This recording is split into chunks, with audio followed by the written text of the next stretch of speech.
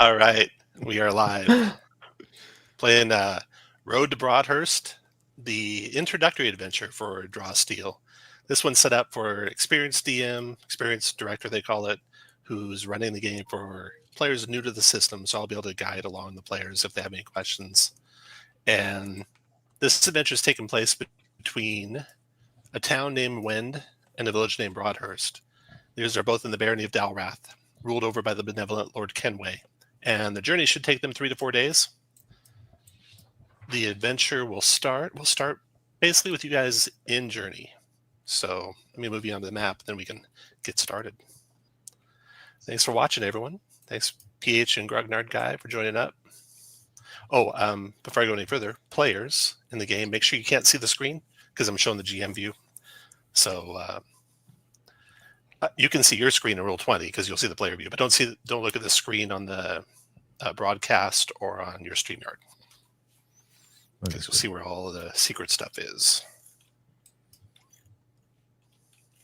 No cheating.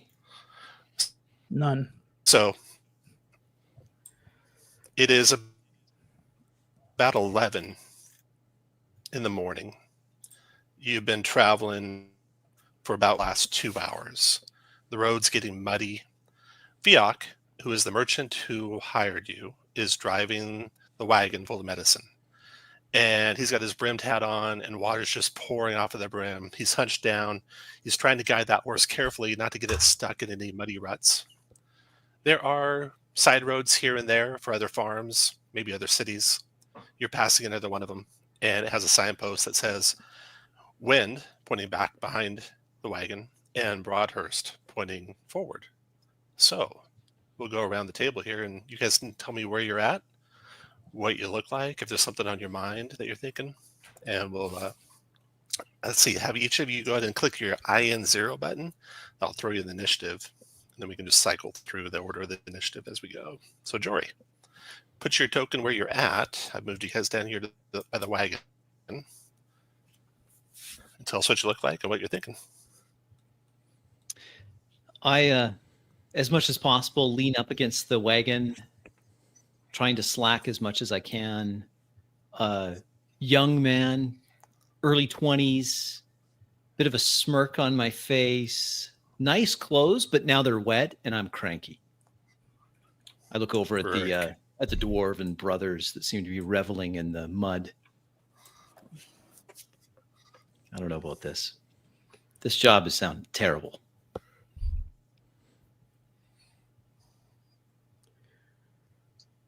Standing on the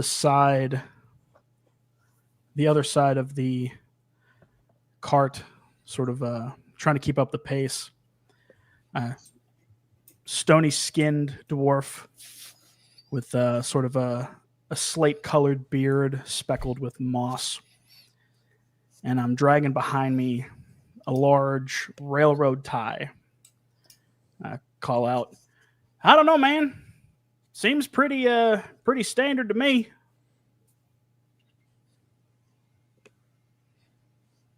Standing in the front by the horse, patting a dwarf, stone skin but lighter, red beard and a cowboy hat, and leathered rags with a battle axe equipped on his back. Now, girl. Reaches into his pocket, pulls out the apple, feeding the horse. What do we find today? Goblins or bandits?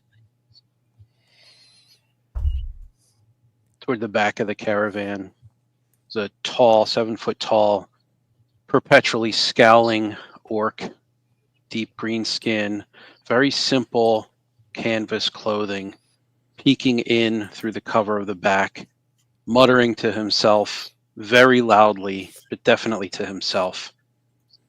Goat medicine? This is what you have me out here doing? Inside the wagon, Rurik, you see Hector and Myrna. Myrna being the alchemist who's brewed up this medicine. Hector watching the medicine carefully, kind of holding it against the jostling wagon. She peeks back out at you and sees all the rain, looks over towards Silith. I turn and look across these traveling companions I've been saddled with. Tall, wet-haired, stuck to my face, glinting armor. Drumming my fingers on the pommel of my sword, I walk towards Jurel. I pull out a dagger and I hand it to him and I say, "Follow me." And I walk over to the front of this nag that's seen better days. I look down at the dagger. What? What do you? What? Munching on her Who apple put right him in now. charge? You Why, hear why do we listen you to hear a him? hissing. You hear a hissing noise. It's kind of staccato as it rushes towards the wagon. Then with a thwack, you see a crossbow bolt embed itself in the canvas of the wagon. Then you hear another hissing staccato sound coming from the north.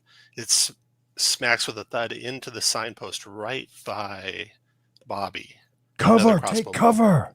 To the north are bandits coming your way. A small band of them. And you see coming out from underneath their cloaks prehensile tails and a snout coming out from underneath their hood. Looks like rat folk.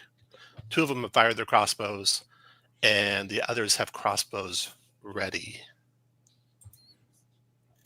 You guys, Well, girl, I guess I spoke too we'll go soon. with Bobby. Bobby, are you guys going to go first or second? We're gonna go first. So this is you guys decide if the rats will go before you or you'll go before the rats. We got company, y'all. Look Bobby, alive. I'm now. that's the decision. On my way, Bobby. Looks like I spoke too soon, girl, as I pat the horse. My steel rings out as I rip my sword out of the scabbard.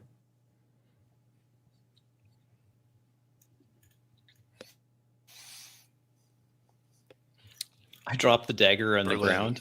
Go ahead. Charging around the mare.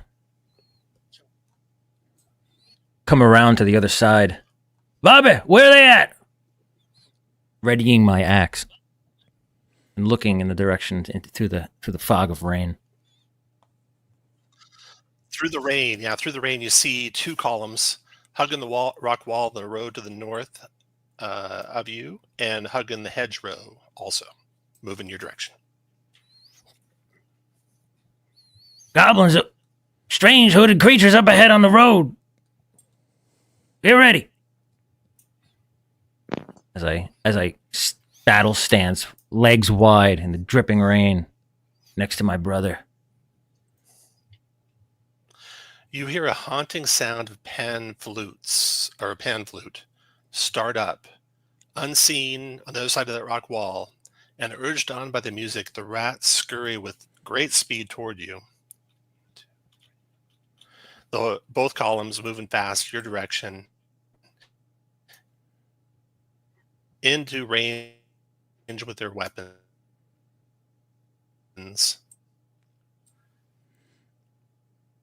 After they do that, they let loose with crossbow bolts. They move up into range, the ones that aren't, before they fire. There'll be 3 bolts coming at Bobby. No, 4 bolts coming at Bobby, 4 bolts coming at Berlin. Only the first one will do the full damage here. So this is on Berlin, the close one. This is 2 damage, Berlin. And then 3 more bolts come streaking at you. 2, 3. And they each do 2 more damage to you for a total of 8 damage. Then we got a bolt coming at Bobby. That one sinks in good, 5 damage to Bobby, and then 3 more bolts quickly follow. 2 more each for a grand total of 11 damage to Bobby. I'm ahead. How you doing, boy? Me too, man. Golly. I'm gonna stick my axe in that head. Jory. The medicine. We gotta protect the medicine, right? I move to the back of the wagon and then jump in. As I jump in, I then Very good. peek through the canvas at these things coming towards us, and I just can't quite. Is he close enough? Yes, they are.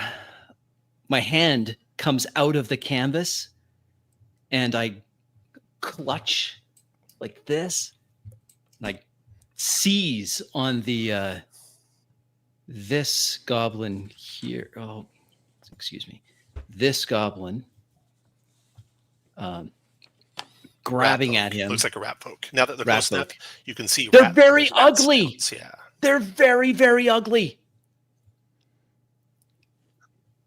And slide him 6 into his companion and then into the rock wall.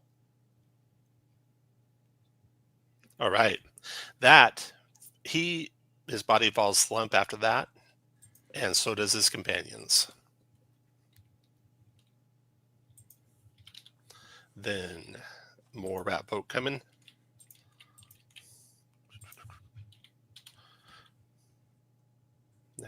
Next rat folk are going to be pouring out from the wall to the west. So the low rock wall was hiding some rat folk behind it, and you see the first of them come around the corner of the wall with pretty good speed, close up on Berlin there, try to stab into him with the rapier, doing 2 damage to you, Berlin. Tries to slide you, but your dwarven stoutness doesn't allow that to happen. And so then he shifts here to put his back against the signpost, and then more start pouring out. Put them all in there. Get ready, Bobby. They messed with the wrong dwarves. Look alive, folks. There's more of them. Ignore what I just clicked. 2 more damage on Berlin. Another one comes out for 2 more damage on Berlin. And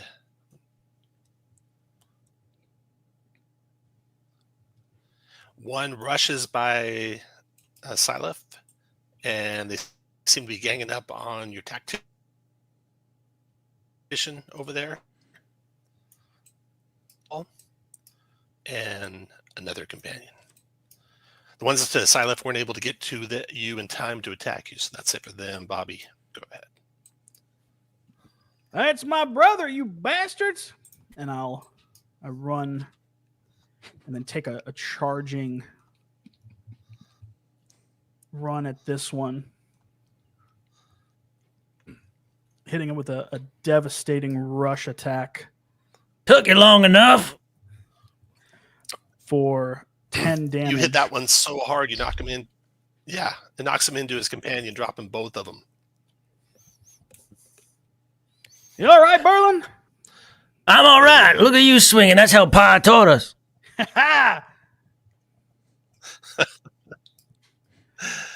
Then, Jory, you see another rat folk come around the corner of the hedgerow to the east of you all. It peeks around the corner and fires on your friend Rurik. Well, no, it doesn't. It closes on your friend Rurik. A little closer, and then hurls some daggers his way. Rurik, Telepathically. 4 Rurik, damage. behind you. Quit praying. It's behind you. Another 2 Rurik. And then 2 more of those creatures come out from the north here and try to line up dagger throws onto Bobby, Berlin. Bobby and Berlin are both going to take this attack at the same time for 2 damage to each of you, Bobby and Berlin. Oh, what was that? Watch out. Man. We're taking on heat over here. How you guys doing? How much damage was that? I'm sorry. I would go with 2 to each of you.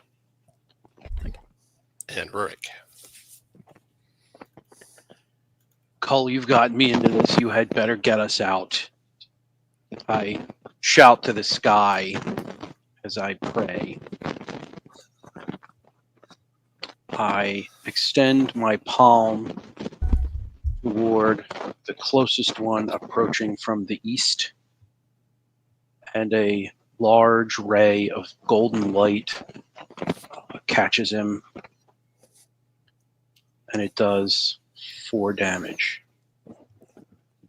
I then withers under the ball fire. my left fist and I open my mouth, and another ray shoots out to the other one approaching from the east. And I catch him for Oh, I damage. did verify that is a typo. You can't actually. You only shoot it once. I can't spend one fighting to shoot it twice. Correct. Yeah, that's an error there. It said one clarity and it was wrong. So apologies. I misunderstood you. No worries. No worries. All right, and then that pan flute that you heard starts to get closer.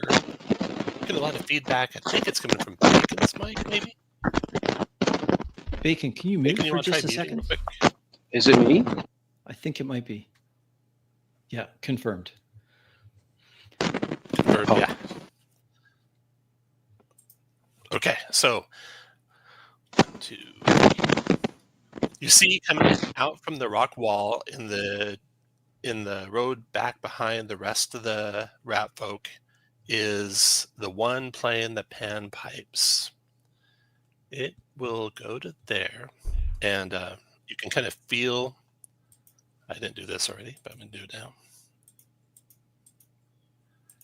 You can feel the presence of the thing. It's mightier than all the rest. You also, all of you, have some hero tokens that you can use when you like. So I'll try that for you. When it gets to there, it will do.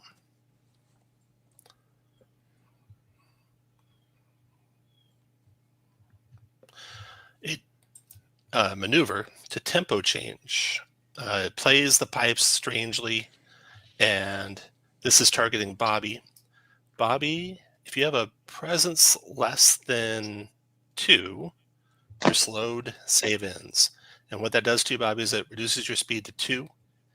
And of course, it's a save in. So then your turn, you make a save to get that away from you. And I think your presence is less than 2. So that affected you. Panpipes affected you. He did that. Then he's going to go ahead and do move up to here with his second. And then side left, your turn.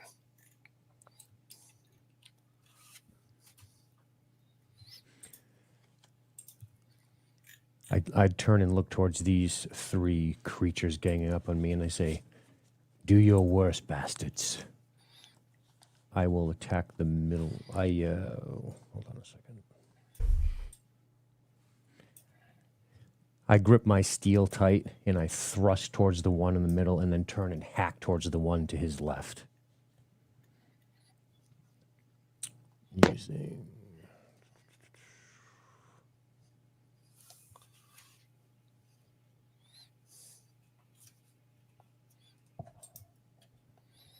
middle and to his left. That'll be that one and oops, sorry. That one and that one, both taken down. I whip towards the other one. I turn my head back towards the car and I bark, "Feark, Hector, take cover, hide." I've got him. You see, Jory, that Hector. You see Hector and Myrna are both hiding as best they can in the crevices at the back of the wagon. Feok, he panics. He tries to get the horse moving, and immediately, as he's busy watching the rat folk, he drives the wagon right into a rut, a deep rut full of mud, and with a shaking Jory, you come to a stop, and that's the end of round 1. Start round 2. Malice will build. That'd be 2, and then 5 of you. And then you guys are going first, and looks like Berlin's ready. Berlin. I gotta clear this guy out. We gotta take that guy out with the flute, Bobby. As I raise my axe, gripping it with both hands and coming down to cleave him.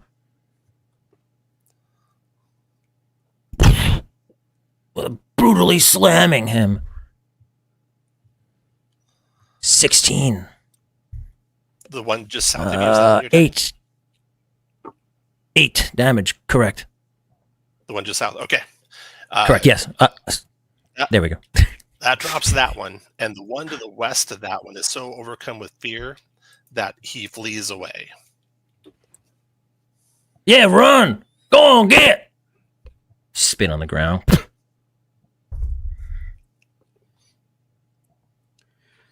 I turn slowly. I'm sorry.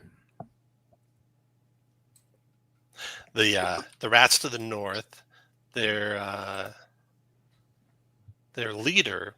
You see the rain kind of stops for a second. The clouds overhead part as he plays that pan flute. He raises it to a crescendo. A beam of light shines down on him.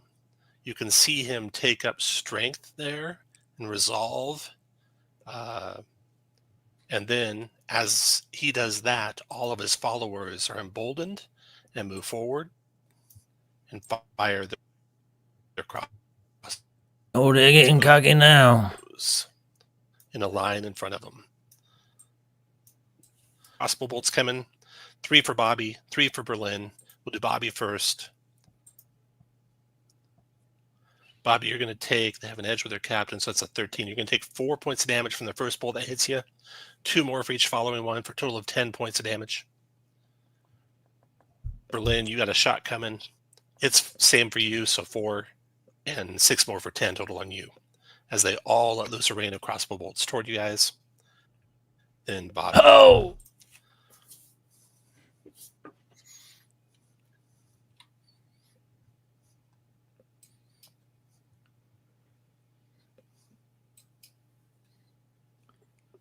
I slowly, sort of catching some of the bolts on my railroad tie. I slowly turn. I don't know what's happening to me. Taking 2 steps over to this one. Bobby! But I'm gonna hit you.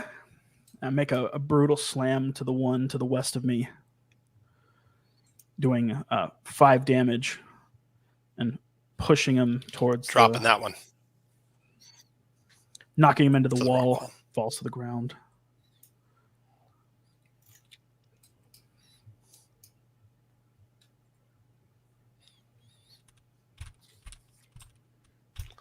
Then there are, wow.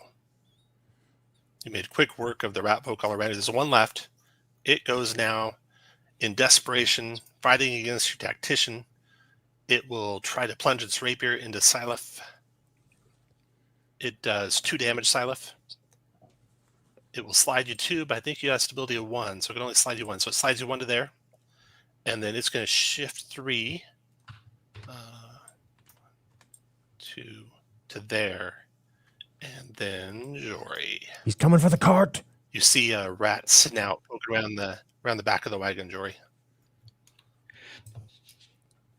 Rurik, there's someone coming. I gotta protect the civilians. I look over at Myrna and Hector on the wagon. It's okay, folks. We have this well in hand. The big scary orc is gonna kill that thing. And I then glare at you, at big scary orc, mean mug you, and then turn back to the rat. I use remote assistance by confusing the rat in its tiny little mind. I helped you, Rurik. I'm helping.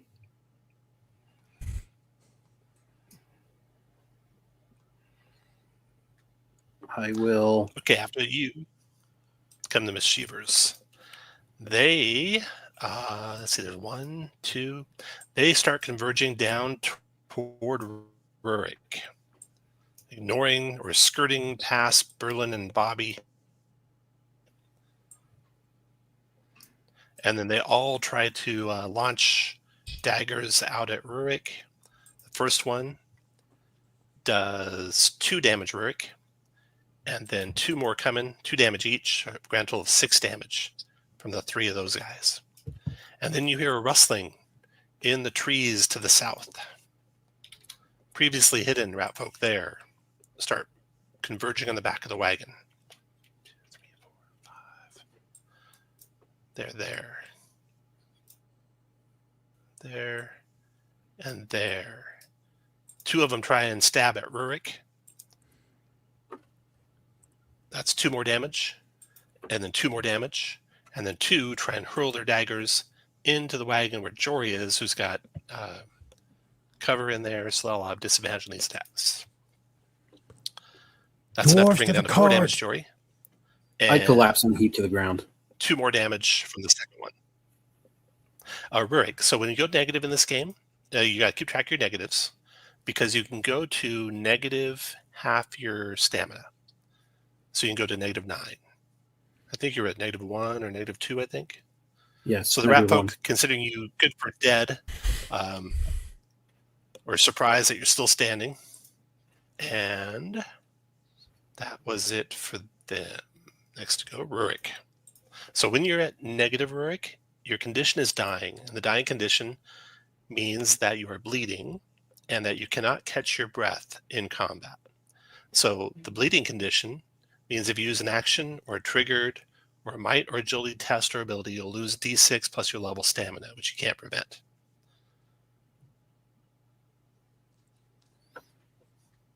After you resolve it, if you're still bleeding after you resolve it. So if you were to heal yourself and you weren't bleeding after the healing, you would not get that damage. And it's your turn.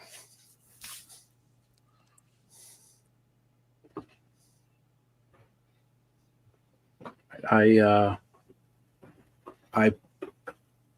curse call under my breath, and I place my palms as I'm on the ground on my own chest, and I begin to glow with golden light, and I stop the bleeding, and I'm able to stand. Then the maestro's turn. The rat folk part as he strides forward toward Berlin. When he closes on Berlin, he's going to do a malicious strike. That's going to take 5 malice. 1, 2, 3, 4, 5. Actually, 6, 7. So he's going to do +6 damage on this attack he's doing with his rapier, which he draws out. Going through your guys' mind, you've been to the City of Wind, and you've seen these rat folk around the City of Wind. You know that they are that thieves, hooligans, not necessarily murderous might be your only hope, but they often leave their prey unconscious and in compromising positions. So this rat folk now does trouser cut on you, taking 3 more malice. 1, 2, 3. And that is a 10. So 7 + 6 is 13 damage to you, Berlin. Oh, my And he would two-handed axe up, trying to stop it. So make sure you keep track of the negatives, yeah. And he would, with that, push you 3, but you're a dwarf, and you got stability of 3, so it doesn't push you at all. It doesn't taunt you, but it does drop your trousers down around your ankles. You won't be able to move again until you use a maneuver to pull them up or kick them off. Oh, my willy's out, It's Bobby. his turn. Jory, you did something here. Target I damage hear is now live. I hear the cry of It pain. did Feedback loop. 13 damage. It's going to take half of the 13, so it's going to take 6 damage when it does that. Got it. And Silaf, your turn. Observing the chaos erupting around me, I step aggressively into this pack of beasts, swinging wildly.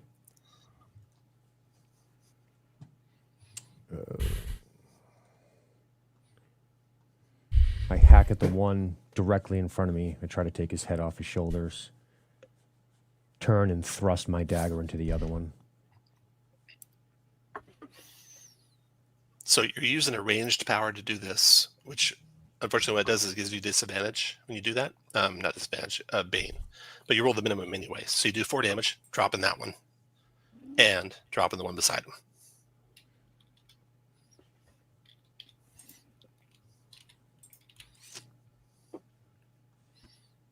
And I'm just going to the next person, but if you ever want to do anything more than that, you let me know.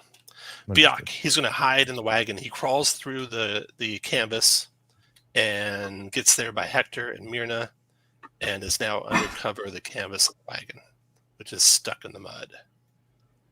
And his turn is done. That's the end of round 2, actually. So now we're coming up to round 3. Malice builds to 3 plus 5 of you.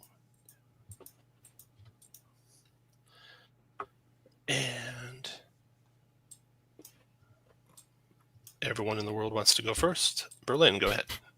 Standing there with my pants around my ankles in the mud, axe in hand. Bobby, I need help here. I raise my axe up, slamming down with a brutal slam at the creature for 7 surging energy through me. Bring him over here, man. Let Pushing me get him some of that back. action. Push them at where? How far? 1 square back. Push him 1? Okay. He's got stability of 1, so he doesn't move. Definitely dodging your shove. And then the red eyes are going. 5 of them. He waves to the red eyes to drop you and Berlin and Bobby. They move in to do just that. These 3 circle around to have a clear shot with the eyes on me. This does, they have an edge with their captain, so 4 damage. And then there's 2 more after that for 2 damage each, for a total of 8 damage, Bobby.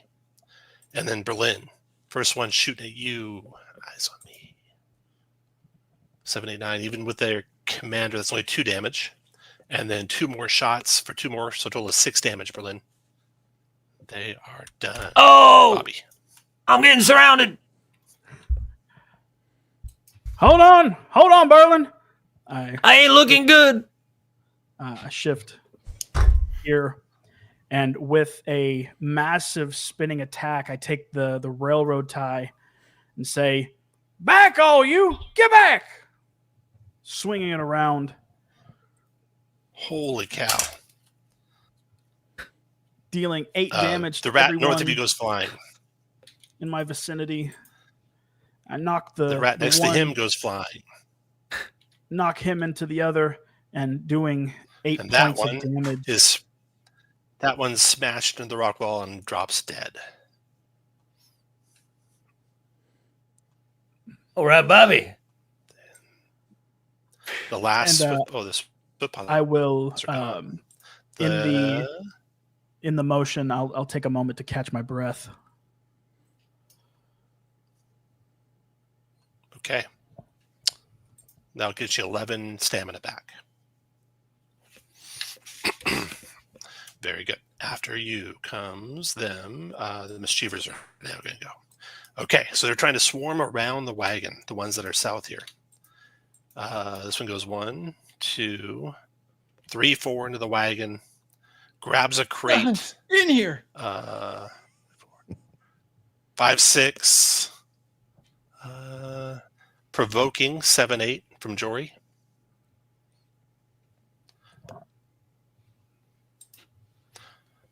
Jory, When you have a provoke, you attack? can take anything that's a free strike. So yeah, your free strike you could do. I mind spike him. It's a free strike. You just Yep.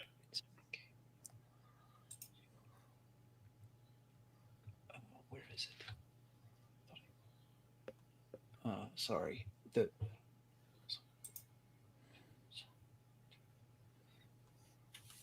Why can't I find it? Can you roll for me, Tom? I can't find the mind spike. Yeah. There, I found it. Never mind. So Got it's it. going to be under Yeah, got it.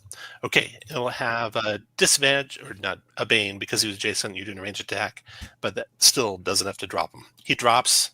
The crate drops. My down. card. I'm going to keep him there, just so you know where the crate's at. But he is dead. 0. I'll put it like an X through him, so he's dead. You dropped him right there. Okay, then the next rat. 2, 3, 4, 5, 6. Grabs a crate. 7, 8. 9. Again, the provokes are free. You can do them over and over. Dropping that Same one thing. as well. Yep. Right over his Yeah, companion. I'm just going to keep 1 rat there. Yeah. 2 crates there. 2 crates left, or 3 crates left in your wagon. I The pop other ones his aren't as brave. brain. They see what Jory's they see what Jory's done to their friend, and now this one's going to try and stab or throw daggers at Jory. I crouch down. I'm connects still in pretty the good. wagon. 4 damage, Jory. You get some edge for your cover. 4 damage from that. Then the other 2 are going to close down here, and 1 dagger each at Rurik. So Rurik, that is 5 damage from the first dagger. The second dagger is going to be another 2. Grand total of 7 damage, Rurik. Mischievous rats. Is that all of them? I think it is. Yep. Okay, back to you guys. Yori, your turn. I shift over where the rats were jumping up into the wagon. I put both hands on my temples. Kinetic pulse, burst 5. Mm-hmm. So whatever that is. See, burst 3. That'll get everything Burst 3? nearby you Okay. for sure. If you're strained, are you strained after you use it? Yep. Yeah. If you're strained, it's a burst 3. Okay, so that's going to do 2 psychic. That'll kill that one. Leave that one with a few hit points. Kill that one.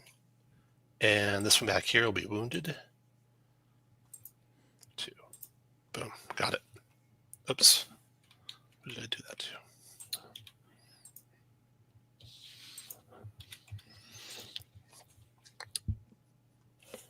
All right. After Jory, the maestro goes again.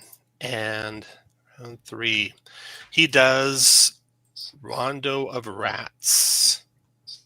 Within 10 of him, this is a villain action, so it does not count one of his actions, but all the dead rats stand and make strikes against all of you before they die again. So you have 3 by Bobby. Free strike on Bobby for 2. Free strike on Bobby for 2. They drop. We got 1 here south of Berlin. He tries to stab Berlin with his rapier. That does 1 damage, Berlin.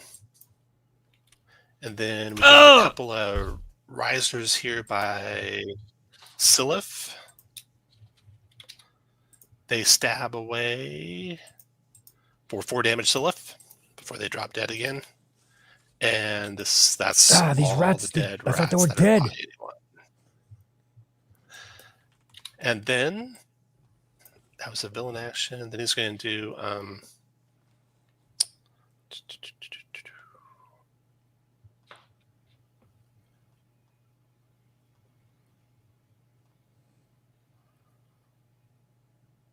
do trouser cut again with the malicious strike again, finishing off Berlin if he can. So he's going to do 1, 2, 3, 4, 5. 1, 2, 3, 4, 5, 6, 7. So 6 extra damage with his trouser cut. The cut goes through Berlin's chest. Blood pouring down his mouth as he slumps to the ground, motionless. Berlin dies at the hands of the maestro. 7 and 6 is 13 damage. So that's going to do 6 more damage to the maestro. And Mike, sorry for the late exit. Thank you so much for playing, or early exit. I'm sure your brother will have a good eulogy for you. Okay, that was the maestro. He did that, and then he will tempo change. Gonna get Bobby and Yori in the tempo change. Range 10, and it's gonna be you are each slowed. Save ends unless your presence is 3, and none of you have a presence of 3. So Jory and Bobby both slowed. Save ends from that. Maestro's done. Next to go, Rurik.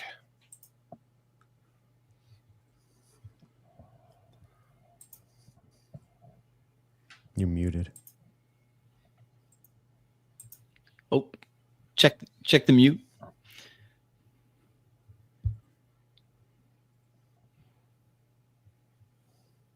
Oh, still can't hear you, Bacon. Sorry, it's a debacle. It's okay.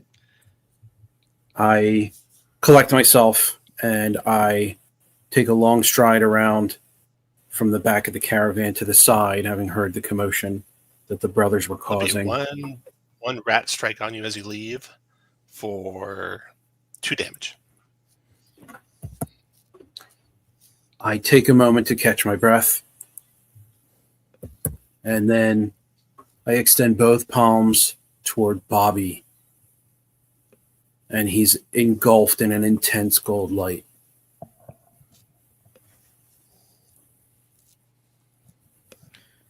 I feel the light pulse through me as I'm rejuvenated.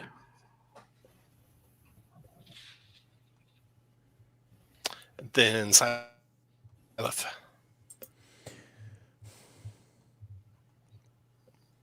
Jerry, watch the cart. 1, I got it. 2, 4, 5.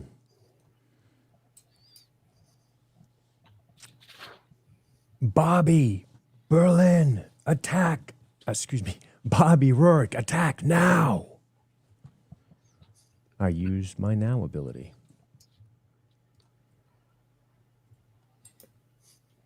Filled with righteous anger and fury, I lash out a strike. That was my brother, you bastard! For 4 damage. Got it.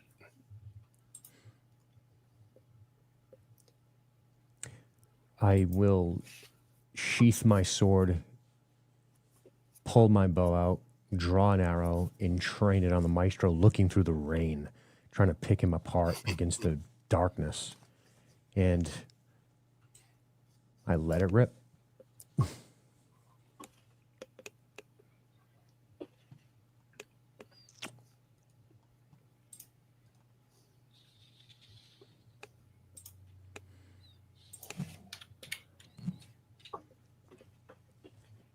Six points of damage. Got it. That's the end of round 3. Round 4. Malice building. 1, 2, 3, 4. There's only 4 of you now, though. So 1, 2, 3, 4 for you guys. And then you're going first. First one to get to go is going to be, I'll take Berlin out, is Bobby. Stepping behind this maestro as he stands over the corpse of my brother. No one hurts my kin and gets out alive. I make a wind back and make a large strike, doing 8 damage plus 5 damage against him. And his As might this- is less than 1, so he's bleeding and weakened. A massive strike across his head. My own veins begin to bulge and burst with just the amount of force that I put into it.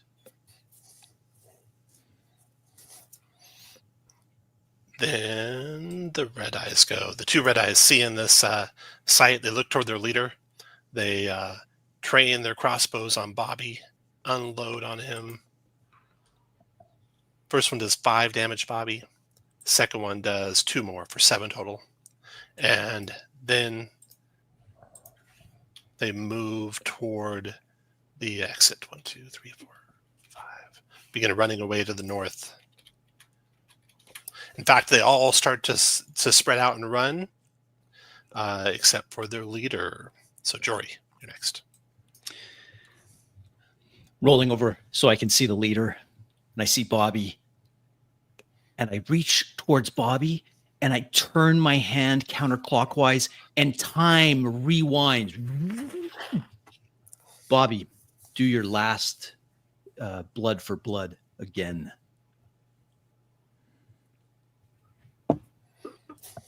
Once again, As he's doing that, I force my mind into the leader, and I strike him with an awe for 11 psychic, and if his intuition is less than 1, he's frightened. Got him. Yeah, he's frightened. and I do 12 damage. Bobby, 12. You mean 8 damage? Oh, you Well, rolled a plus d6. plus Or the more. D6. Okay, Yes. yeah. Got it. Okay. That rat's on his last legs. Jory's done. The rat's going to take that action to go next to try and get out of here. But he's slowed. He's frightened. He's bleeding. He's actually not slowed. Bleeding, weakened. So he's going to try and move. He has a disengage of 1. So use a move action to move to there. Another move action, trading his action to disengage to there. Move to there. That's 2 moves. All he's got left is a maneuver. When he gets there, he will do Rally Rodents with 7 malice. 4, 5, 6, 7. He plays his music, summoning rats to scurry atop one another to form a living wall between you and him. It is, I'll draw the map here. How many spaces? 10 stamina per square. Wall and vacant spaces. 10 by 10, okay.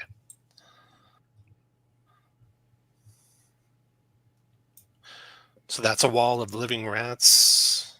It's going to be 10 by 10. 1, 2, 3, 4, 5, 6, 7, 8, 9, 10. There. That's what he does with that. That's it for him. And now, Rurik, your turn.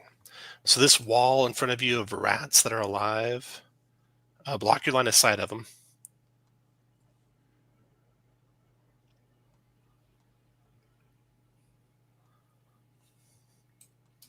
I step toward Bobby as I look down at Berlin, regretting that I was not fast enough to save him. I look toward Bobby and I place my hand on his shoulder, again engulfing him in golden light. Though my wounds are healed, my spirit is still broken. I'm sorry. The mischievers all run off to the gun. Silef, your turn. I rush towards the chaos here, training my bow at this strange wall of rats that suddenly obscured the maestro from me. 2, 3, 4. I take a quick knee and assess the downed companion. Looks like the rapier cut right through his innards. He's not going to make it.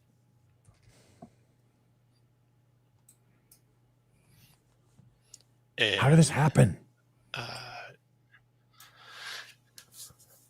I say to no one in particular. You can let him run or try and catch him. Your choice. Bobby, you can make the choice.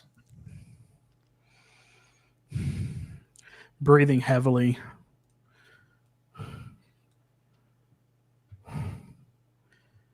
To hell with him.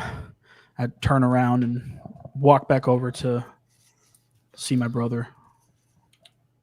He disappears into the rainy day, gone. Eventually the rats disperse, and you all are left on the muddy road, one dead companion rat corpses all over the place, a wagon stuck in the mud.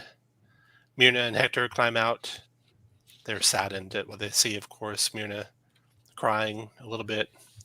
Fiok cursing, trying to move the wagon, trying to get it free.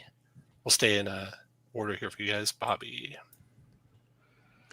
Kneeling down in front of my brother, just running my hand along his head.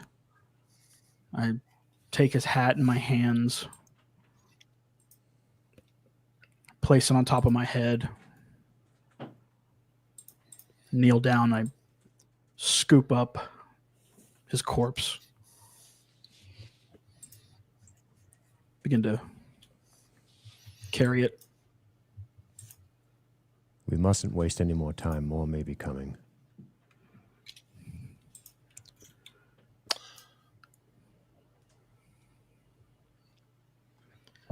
You guys can just go in the initiative order and cycle through as you guys do what you want to do. I slip out of the cart now that Hector and his wife aren't in it. I see Bobby. I walk over. I'm like, oh shoot, man. I look over at Rurik. What do we do? Is there like a prayer or something we say? I don't know their customs. Help me move the cart. I don't know what god they serve, and Cull is not for these things anyway. Tough break. Okay. Cart it is, I guess. Nice driving, Fiok.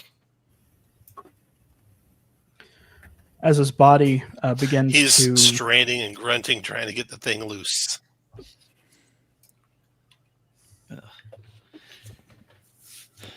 Berlin's body begins to harden and grow heavier in my arms. Like all dwarves, when they pass, he's slowly turning back into stone. I walk over to a section of the wall at a time and begin to take pieces of Berlin and set him, affixing different parts of him on the wall.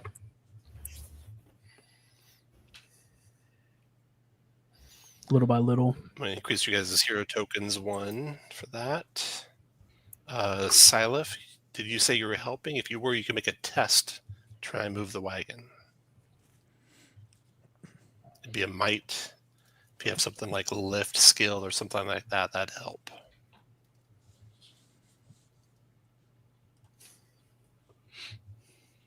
17.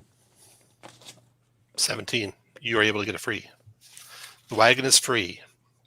Quickly enough that I'll give you another hero token. Oh, you didn't need my help at all. Thanks you. Dips his cap. Hector and Myrna get back up in the wagon. And they're ready to move when you are. I jump up onto the wagon too, hoping that Silif doesn't see. Looking at Silif as I jump up onto the wagon. I walk over to the mud where I was originally talking to Jorl and retrieve my dagger from it, clean it off, stick it in the scabbard. I approach the side of the caravan as it's lurching forward, determined not to get caught off guard like that again. I roam back to the back of the cart and reach into it, come out with a clay jug with 3 black X's scrawled on the front. I pat the wagon, the space beside me on the wagon. Hey, Bobby, take a load off, man. You've been through a lot. My eyes dart to the jug. I return the gaze. There's just one more thing I got to go do real quick. It won't take me too long, I promise. I begin to... Bobby, you shouldn't go alone. Oh, leave him alone. Man, who put this guy in charge? Did we put him in charge? I don't remember. Was there a vote? He's an elf. That's why, isn't it? Oh, brother. I look to Silif. As you get back... Oh, go ahead. Well, you're free to join me. It's just a family custom. I'd be honored. I'm walking back towards, little by little, back towards the wall where I left parts of Berlin. I Fiat Take gets the a- wagon going, but slowly waiting for you. take a deep swig of the finest moonshine in all of our village. I turn to Silif. Would you care for some?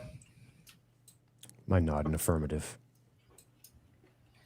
Pass the jug over to him. Take a deep swig. Yep, I sort of pat him on the shoulder. Yep, it'll do that. Is it poison?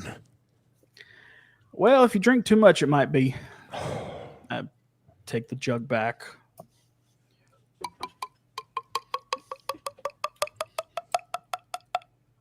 Dump the rest of it out on the ground and leave the jug by the wall.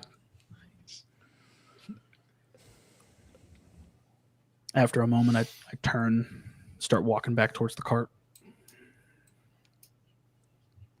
Give him a When you guys return, Fiat friendly begins tap going. on the shoulder, a tap of affection.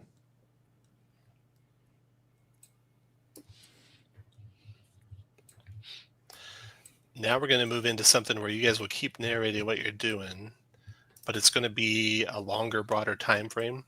It's going to take basically the duration of your journey through the rainy several days you have ahead of you, downtrodden as you are with the passing of your friend.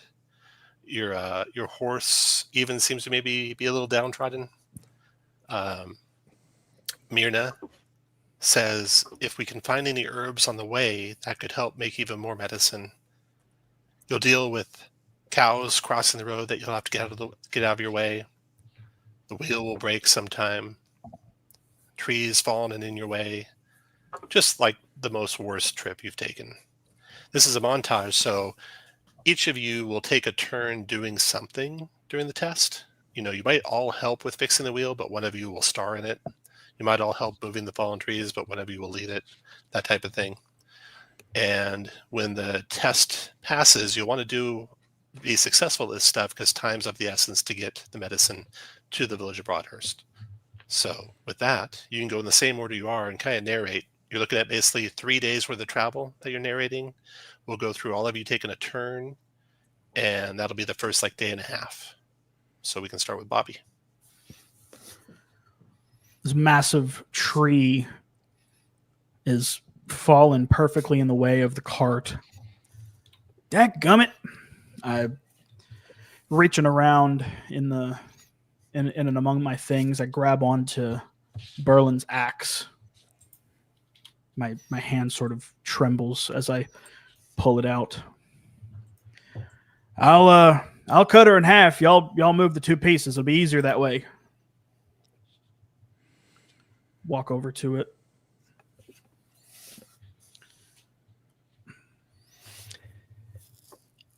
I try my best to stay dry. I spend a lot of time in the cart, and I get Myrna to describe exactly the kind of herbs that she's looking for. And then I, as a true gentleman, offer to Myrna to help her find the herbs to make more medicine, and leave all this lifting of trees and such to the guy that carries around a railroad tie. Bobby makes short work of the chopping the trees in half and moving them out of the way. And so Myrna shares with you what she's looking for, Jory, and offers, once the wagon's going again, and she hops out and is walking along the side of the road, pointing out herbs, trying to find good ones. You can make a test for that. It's going to be 14. 14. And we had a success from Bobby. Oops, not Mallets. A success on the montage from Bobby, and a success now from Jory on the montage. Helping. And Rurik. As we're moving ahead, something crosses the road quickly and spooks the horse.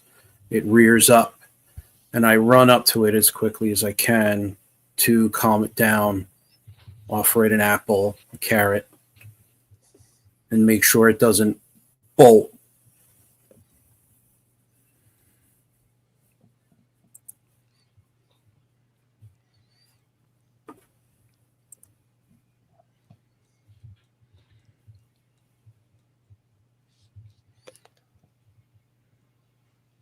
I'll let you tell me what that was. I think it's 17, but I don't know if you have anything special.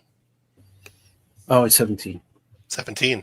That is a success. The horse is calmed, its spirits are raised, and everything is going smoothly. Silaf. Looking around at the rather paltry defenses of our very much undefended caravan, and knowing we don't have any outriders, I decide to scout ahead a bit, hoping to maybe see if there are any other lurkers. We have no visibility here. I turn and I say, we have no visibility. I'm going to scout up ahead a bit. I don't want us to have another situation like we did. And if I happen to find some dry patch, I find some dry patch. I say under my breath.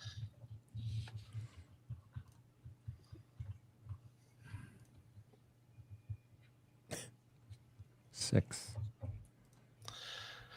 You don't find much in the way of danger, but also you guys have a hard time finding any good place to stay that night, the first night. So that'll be the first of your failures.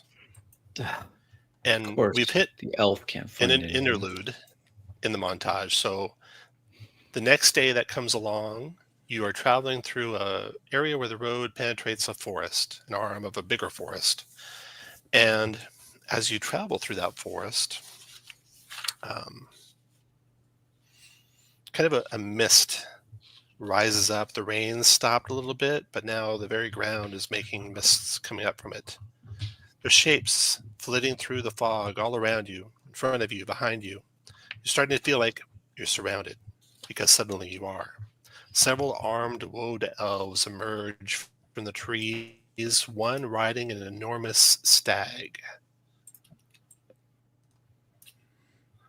Aren't these your cousins? Here.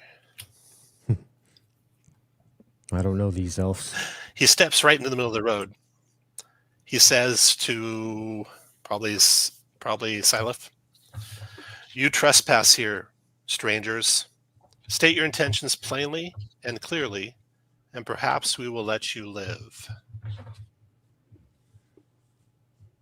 We want nothing of your land. We are simply passing through. We have medicine for the sick.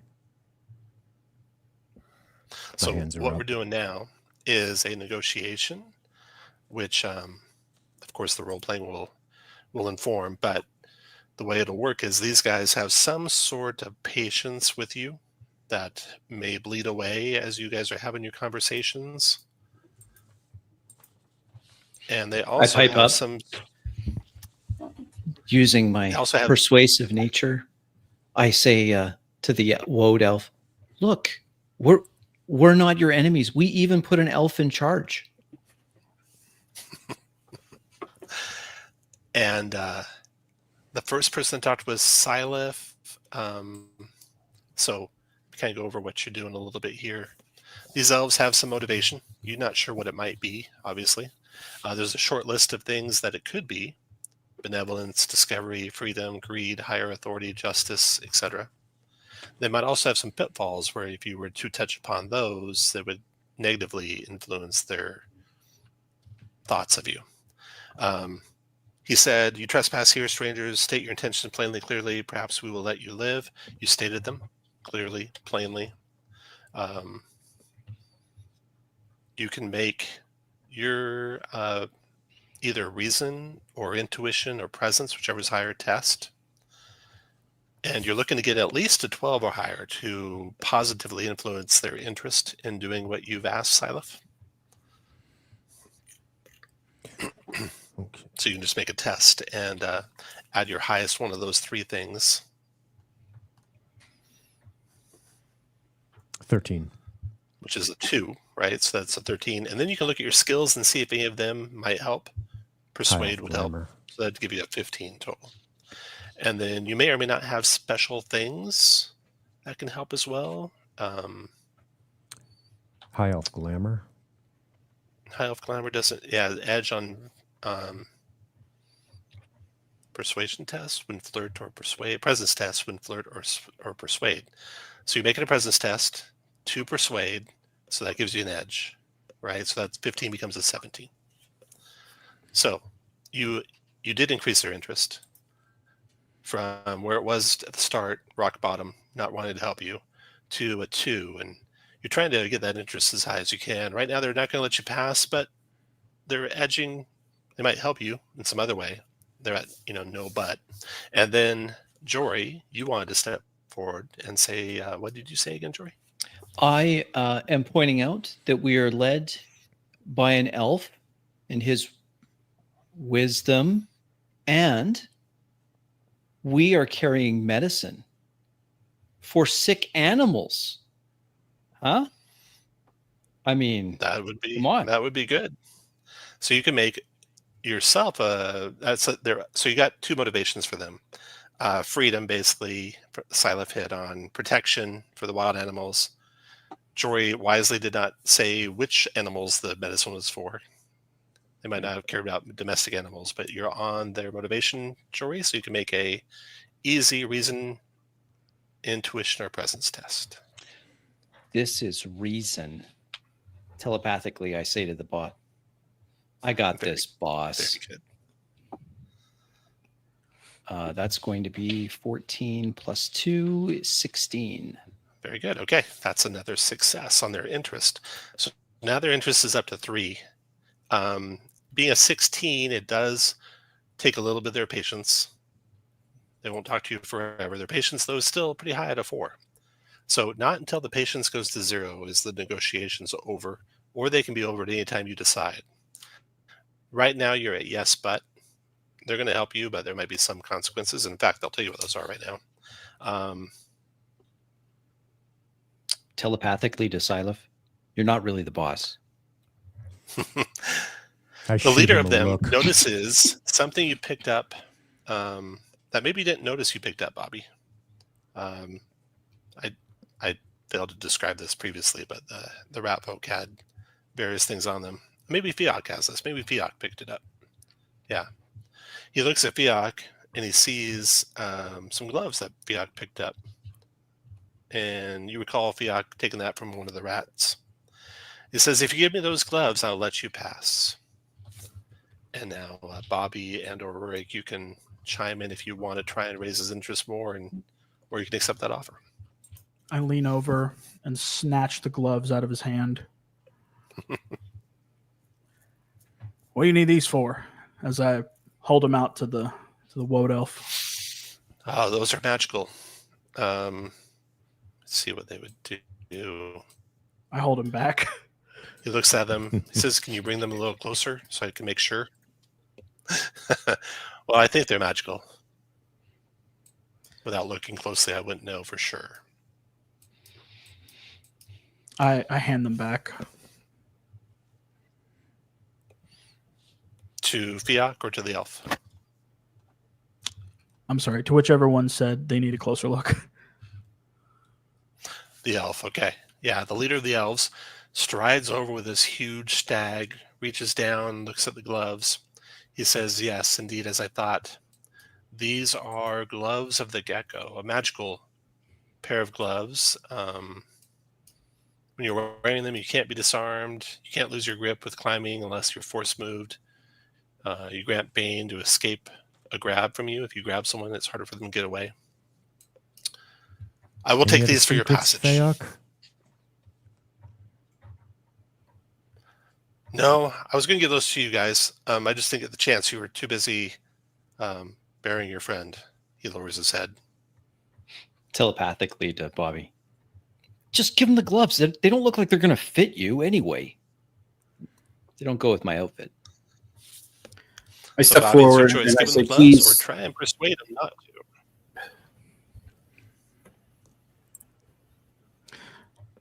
In your head, Jory, you hear,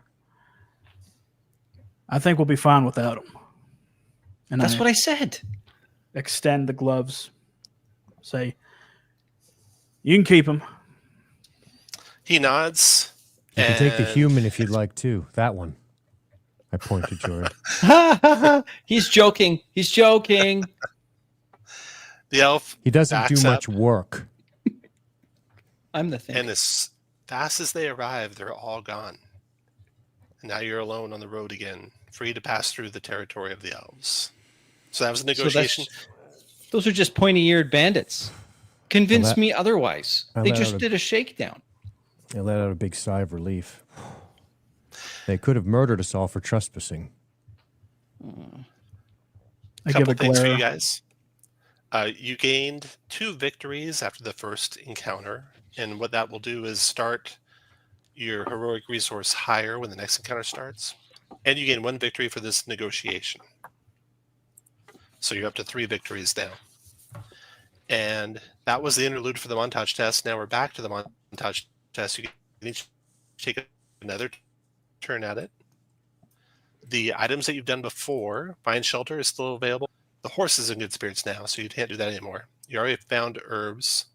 You got the cow crossing, fixing the wheel, and raising spirits in general. So, Bobby. I reach into my things, come out with the jug of moonshine, look over to Fayok. Hey man, you got any cups or other receptacles? Yeah, Fiak rustles around behind him in the wagon and pulls out some cups. Here you go. His hand's a little shaky as he hands it to you, Bobby. Take the cups and begin to fill each of them with a little bit of the moonshine. Start passing them around to my friends in arms. I nervously accept. I All right. take a cup and then I pretend to drink as I pour it on the ground. Bobby, you can make a test.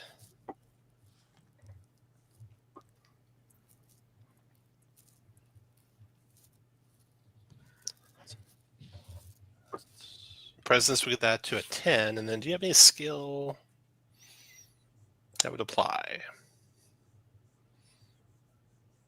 I begin to tell stories about Berlin's heroics and the many adventures that we went on, really bragging about just how cool of a brother he was, bringing that up to a 12. That'll gain you a success, the last success you need for the test. So that puts you guys through the rest of your travels. You're almost on the edge of Broadhurst. You gain another victory, so you're now at 3 victories. I'm sorry, 4 victories, because you had 2 for the first encounter. So 4 victories. With your total success on the montage test, you gain also effectively a couple more crates of medicine. You have the supplies, and when you get to the town, Myrna can make those into medicine, no problem. So now, your last bit of the adventure.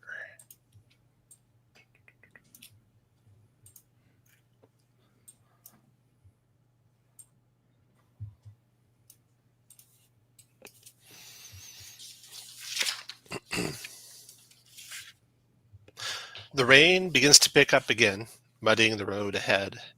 Up ahead, the road passes through a small wooded ridgeline. Fiok says, "That's Buck's Ridge there, last landmark before we hit the farmlands around Broadhurst. We're almost there, fellas. You can all take up your spots around the wagon, where you'd like to be.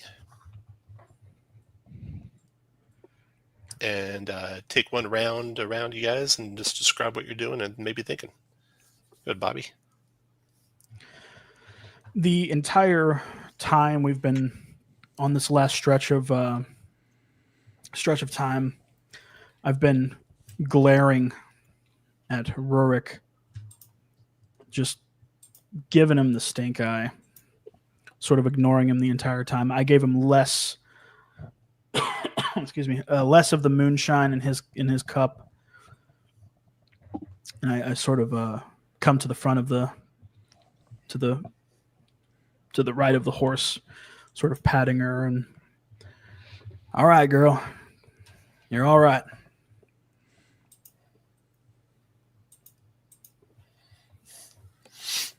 All right, Jory. I walk behind the wagon every so often, looking around. I just kind of moseying around. I keep on keeping an eye on Silif to see if he'll notice if I jump into the wagon.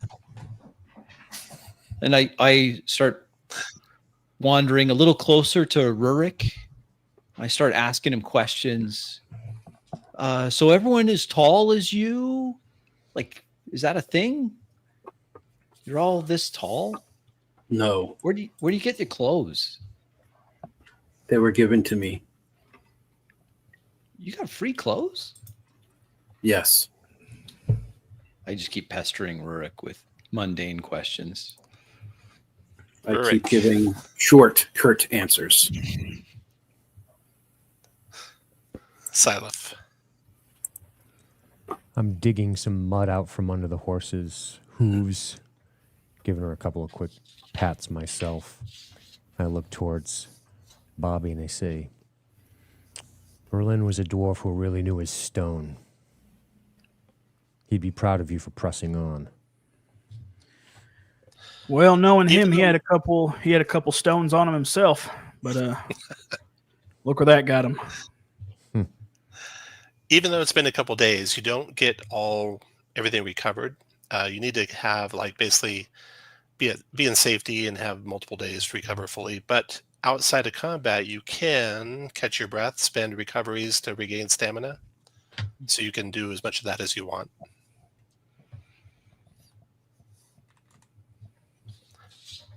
And then if a combat should erupt now, you're at 4 victories, so you'll start with heroic resources at 4. Jory, you're looking around a little bit. Make a intuition test for me. If you have alertness, you could add that. 12. Oh, 11, excuse me. Not 12. 11. 11, okay.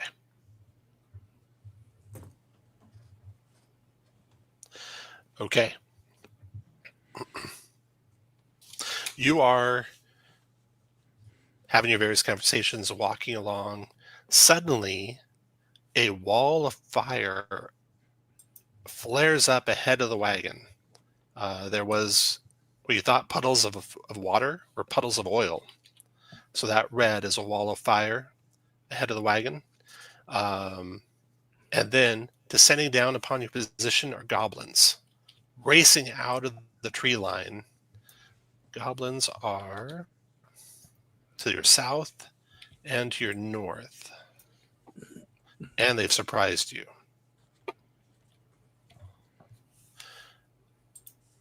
So you have the ones that are closest to you are carrying spears.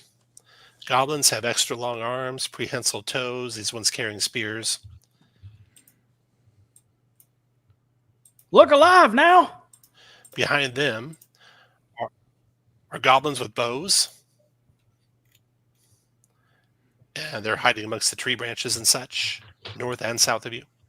Mixed in among them are goblins that have staves with swamp gas coming out of the end of the staff. There's those to your north and your south as well.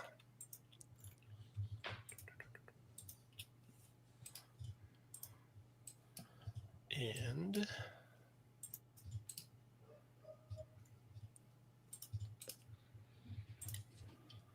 let's be round 1.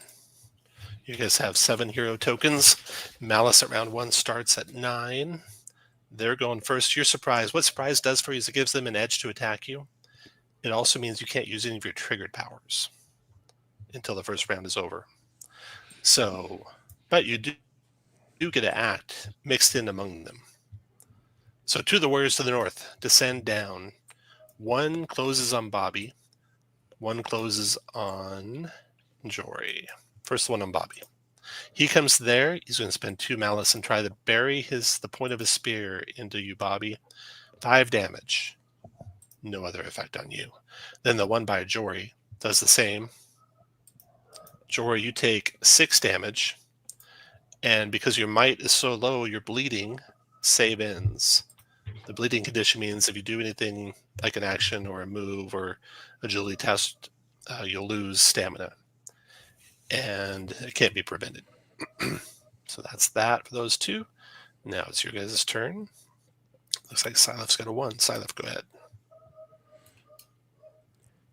I raise my hands as the flame erupts from the ground in front of us, and then I realize I hear the clanging of metal. We're under attack.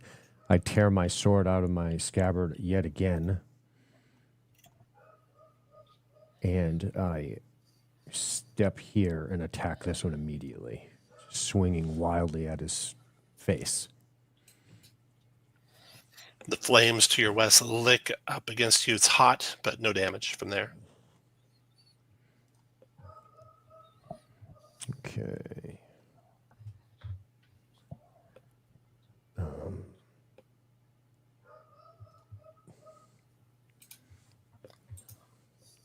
I yell at him. I say, over here, over here. 21. Oh, wow. That's a critical. Yeah. So that'd be 13. 13. That nearly topples him with 1 blow. But he's still standing. Made of stronger stuff than the rat folk were. With a critical in this game, you get to take another action. So you can do another action right away. I will finish him off. Seeing him reeling, I step forward and drill my sword directly at his chest.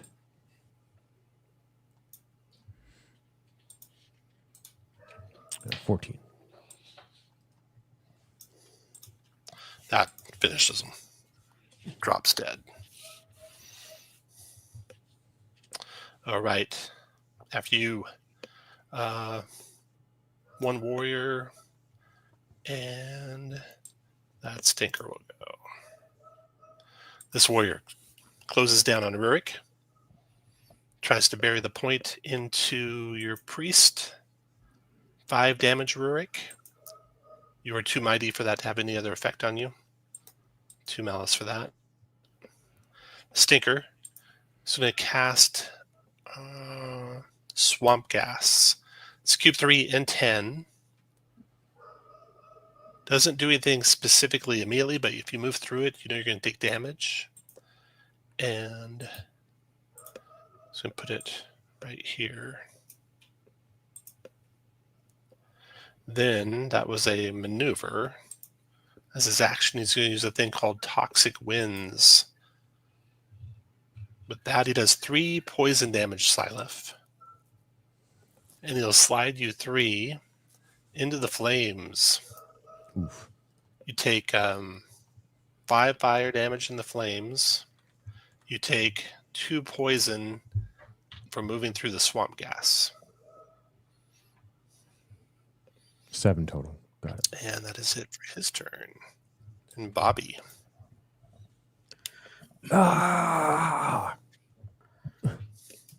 Seeing Silef cast into the flames, I'm hit with a moment of inspiration. Go ahead. Oh, I'm sorry.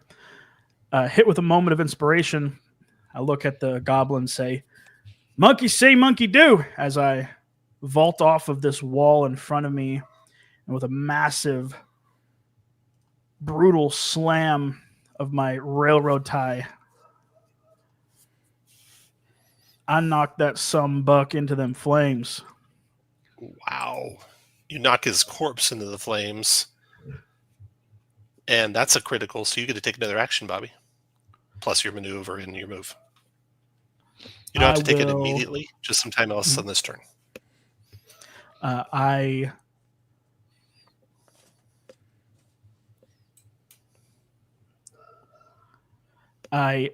take a rushing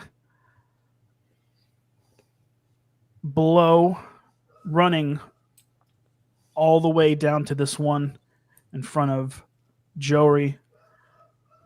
Make a devastating rush,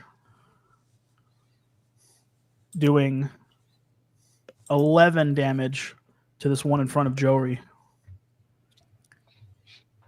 The momentum. I mean, 8 damage? Oh, yes, I'm sorry. Got it. Got it. All right. All right. Now, stinkers are going to go. And I'm sorry. I also The ones in the north. I do 8 attack for my maneuver or my Okay. Yeah. So the next person to attack that goblin is going to have edge on his attack. Then swamp gas erupts around you two. Right here. And another one right here. And then toxic winds swirl around. That's 1 poison to Bobby, 1 poison to Jory. Bobby, you cannot be slid. Jory, you can. You slid 1 south, so you take 2 more poison damage for that. And then the other one will go and use his poison winds, toxic winds. And that is 2 poison to Bobby. Still can't slide you. Just 2 solid there. That's it for them. Then Jory. This misty poison swamp gas you're in, Jory, you can see through it. It's a little hazy, but you can see through it. I first am bleeding. I'm still bleeding. I don't know how much damage that is. Sorry. It doesn't do any damage unless you do something. If you use an action or a trigger, Okay. or do a minor agility test, you'll lose. I move out of the stamina. stinking cloud next to Rurik and grab the this. Oops, how do I do? Grab this goblin with kinetic grip. Okay.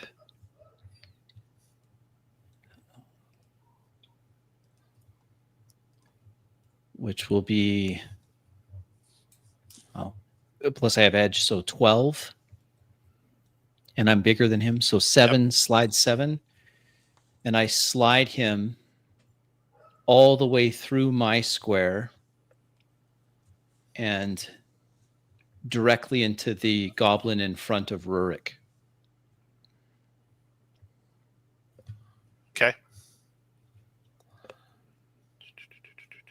So I pull him right through and slide him right into the... He can't stay in your square, yeah. He'll knock that one back, and that one will go there. There you go. And I just double checked, and the extra distance is when you do a melee attack against something smaller than you, and the kinetic grip is just range, not melee. So 6 then. It'll be 6 though. You only moved him 2, so he does 4 damage to both of them from that. Yes.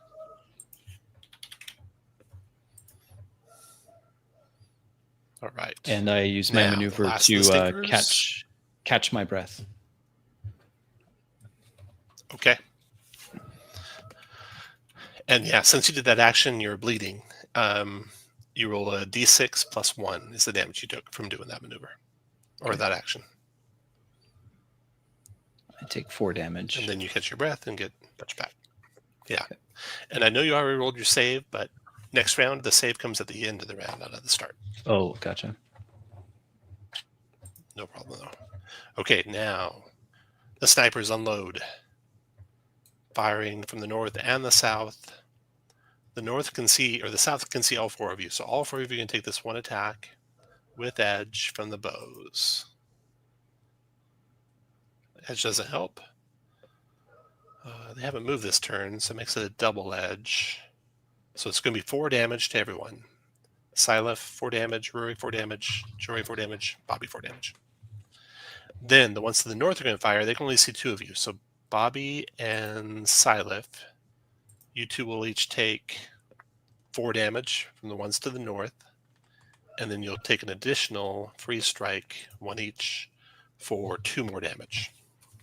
So 6 damage, Bobby, 6 damage, Silep from the north. So that was all 8 of the snipers firing. 1 stinker left. The one at the bottom is south there. He's going to try and get Rurik. No, he's going to do another swamp gas. Just filling everything with... Oh. Not there. One over. There. Fills that with swamp gases. Then you'll try to do toxic winds in the same area. That is 2 poison damage to Rurik, 2 poison damage to Jory. You'll slide Rurik 1, 2, so 2 more poison damage Rurik. Oh, you have stability of 1, so he only gets that far. And then you'll slide Jory there and there, 2 poison damage Jory. No, 4 poison damage Jory. They're all done, Rurik.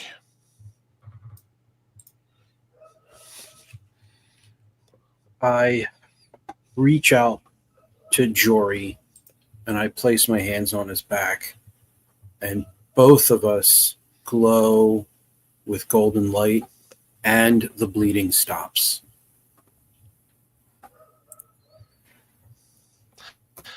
Fiok looks at you, Rurik, and says, should I go? Should I go through the... I think I can make it through the fire. What do you say, Rurik? Do not go. Stay where you are. He reins the horse in and stops right where he's at and ducks down. That's the end of round 1. Going up to round 2 now. And Malice building 1, 2, and there's 4 of you. 1, 2, 3, 4.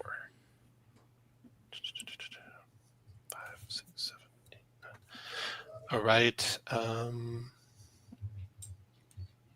They were first. So 2 warriors are going to go. 2 warriors that are by Rurik and by Jory. Jory, I don't know if you got the healing from Rurik. And Rurik, I don't know if you got your own healing or not. No, I didn't. What was that? Your bars look pretty low. Yeah.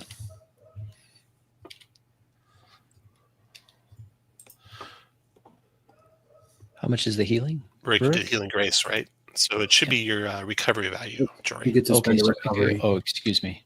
And your bleeding is in. So that'll be... Yeah. Thanks. All right. So the goblin southeast of Rurik is going to go and try and bury the point into the priest. 2 malice for that. And that is only 5 damage, Rurik. And you're mighty enough it doesn't do any other effect. Then the one south of Jory will try and bury the point into Jory. That is 6 damage, Jory. And you are not mighty enough. You're bleeding Savins. You can't be double bleeding. 3 of it back. Okay. 3 back to that guy that hit you just now. Yeah. Got it. And They're all done. Silent, go ahead. Okay. Bursting from the flames and the gas choking my lungs, coughing, trying to gain my bearings. I move, trying to use the wall as cover. I catch my breath for a minute, steel myself.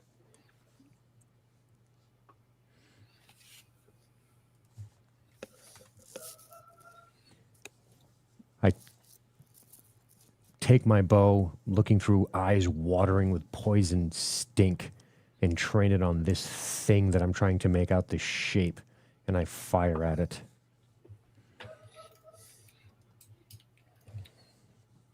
Strike now.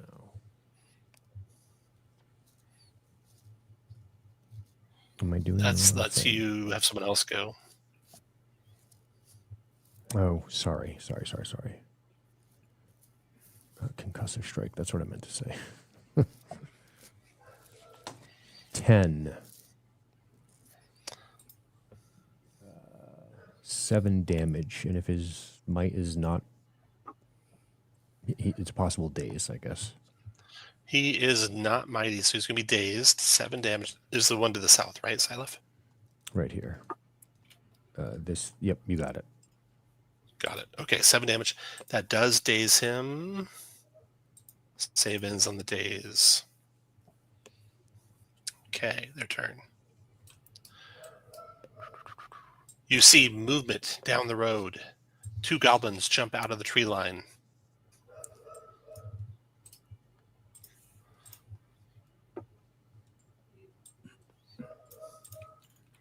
They begin racing toward the back of the wagon.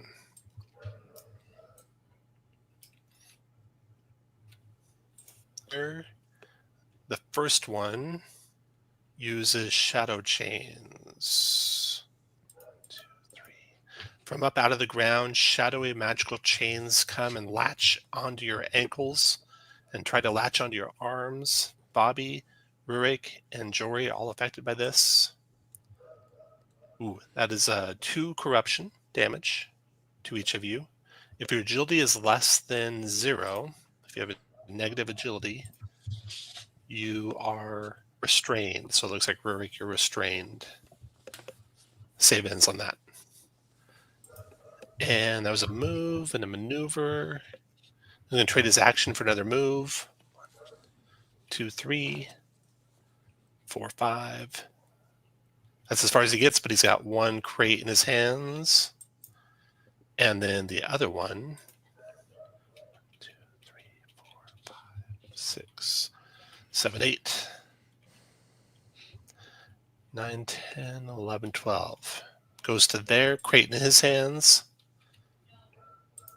Wagon down to 5 crates. That's their turn. Bobby, you're in the choking, stinking swamp gas. No damage unless you move deeper into it. Moving deeper into it. Moving deeper into it. Nice. The damage is...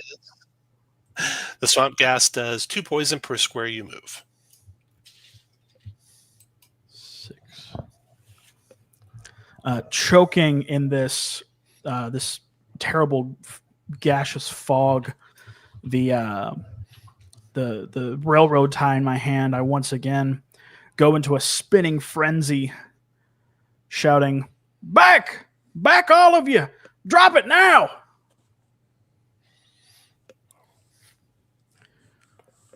Doing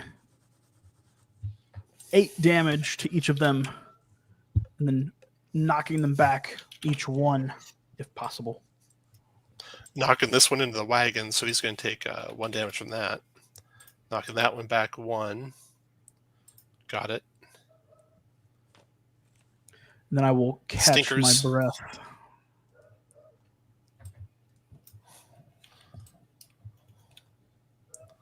The stinker over here tries to defend himself. That swamp gas disperses to his north, but then he redoes it to his west. And then he tries to use toxic winds on Silef after that. Silef, you take 2 poison damage. It could slide you 2. You have stability of 1, so it only slides you 1 to the northwest there. Take 2 more poison damage from that slide. Then the other stinker going is that guy. He renews that swamp gas on the area that Bobby's in, and he's going to try and toxic winds on the dwarf. Bobby, you take 1 point of poison damage, and he cannot slide you. You're too strong. Jory, your turn. I yell out to everyone, "We gotta retreat. We're way outnumbered." I turn over. I turn my head to see Rurik, and I yelled to Fiuk, "Get the wagon moving. We gotta go. You hear the crack of the reins as he does neigh of the horse as it starts to prod at the ground. Hit a kinetic pulse. Burst 3. 5 psychic damage, burst 3. Killing the one to your east. 5 damage to the one to your south. Knocking him back 1. 1, 2, 3. You get this one over here. Finishing him. 1, 2, 3. Finishing this one. That is it. No, wait. 1, 2, 3. One more over here. to your northeast. That one takes 5 psychic. And push him 1 to there. I then move out of the stinking cloud and then up next to the driver. Come on, Fiuk. Let's go. Bobby, you see 2 more goblins jump out of the tree line and start racing toward the back of the wagon. There. And the first one goes 1, 2, 3, 4, 5 to there. Or actually, to there. And then with you flanked, he will try and sword stab you with an edge. 16, 17, that's a hit for 7 damage. 8, 9, because he's at an edge. 9 damage from that assassin, Bobby. And then he'll finish his move to there. And he will aid an attack against you as these goblins gang up on the dwarf. You see him climbing all over the dwarf. It's not looking good for him. The other goblin assassin rushes forward, takes his sword stab with a double edge onto Bobby. That is 9 more damage to you, Bobby, from that one. They are done. Both assassins gone. And then Rurik.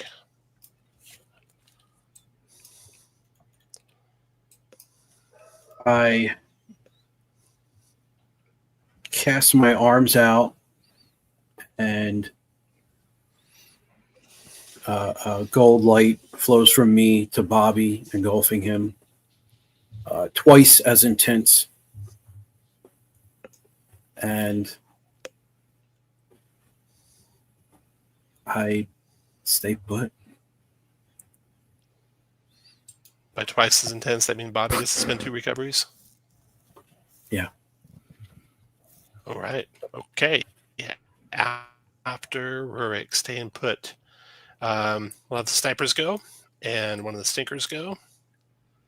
Snipers, how many left? We got 2 to the south. This will be 1 shot on Bobby, 1 shot on Rurik. With bows.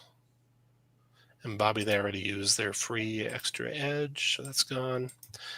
4 damage Rurik, 4 damage Bobby. And the ones to the north, we got Jory, we got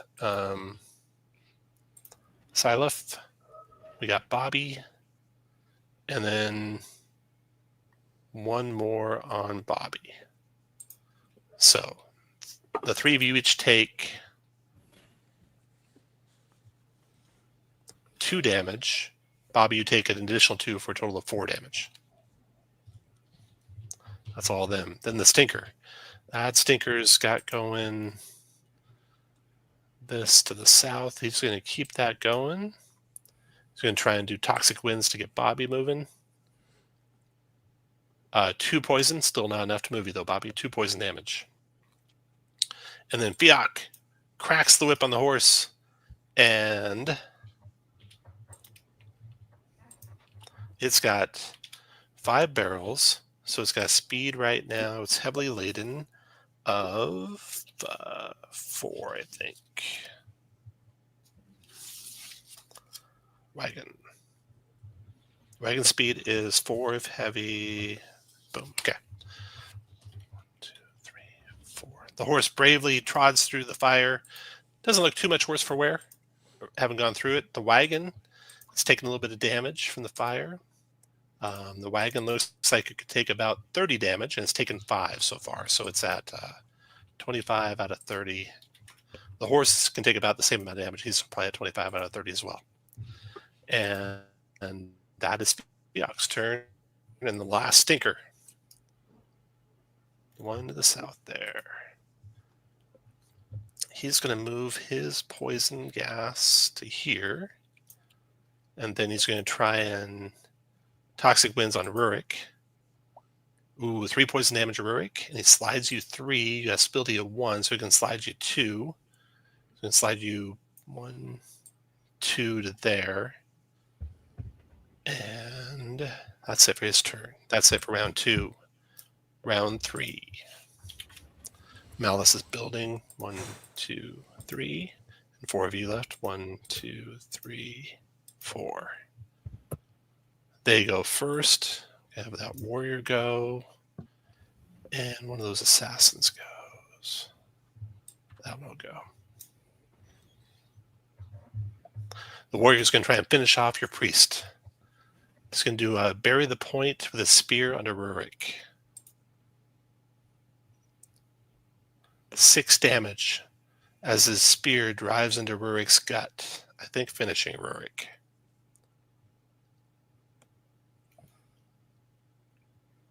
Two malice for that. Is that correct, Rurik? That finished you?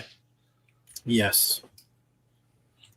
And then the other assassin, 1, 2, 3, 4, 5, 6, running away with the crate of medicine. Those two are done. Next go. Looks like Bobby. Pure rage in my eyes, being accosted from all sides. Like a steam piston building back up ahead of steam, I began to spin around in a massive strike to the 3 surrounding me.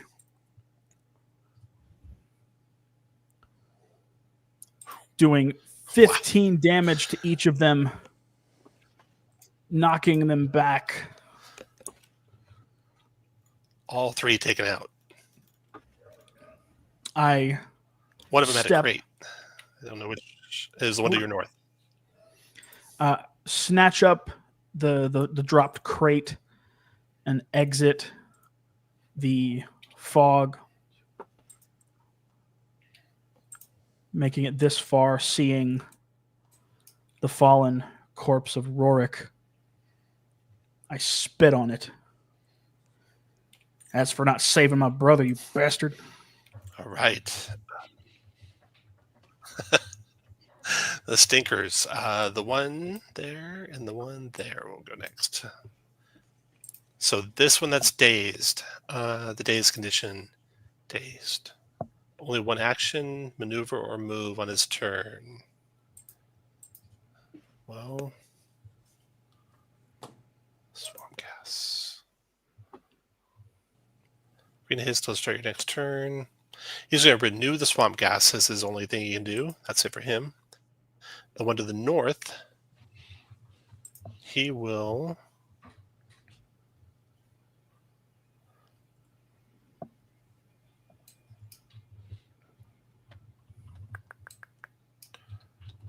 move this swamp gas south to get Bobby in it, but keep it by the wagon.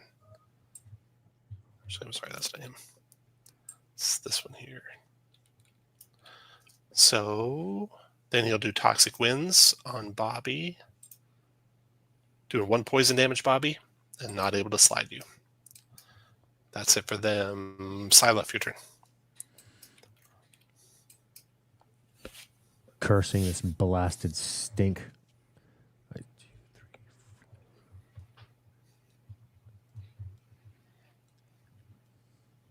I train. We're my bow. leaving, Silent. We're leaving. Move, go, go. 2 shot here, and this one here. Okay. And this one, I guess. Sorry. I'm struggling to ping. Okay. That's okay. 6. What's the effect? 6 to each. 6 damage, drops both. Both down.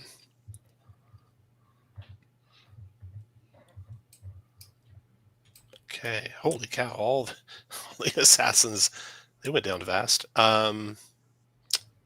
Snipers will go. They no longer have a leader. And that stinker to the south will go. So snipers, 4 to the north. Going with Jory, Bobby, 2 on each of you. So bows on Jory and Bobby. That is 5 damage Jory, 5 damage Bobby. And then 2 more damage Jory, 2 more damage Bobby. From the second one. So those two. Then the ones to the south, did I do those? This is one on Silef and one on Bobby. 4 damage Silef, 4 damage Bobby. They are all done. The stinker to the south. He will do Toxic Winds on Bobby. 2 poison Bobby, still can't slide you.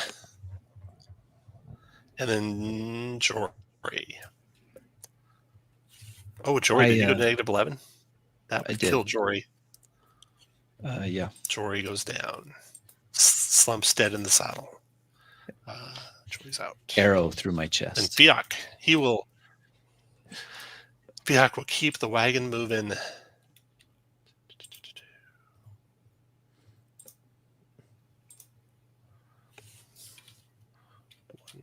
2, 3, 4.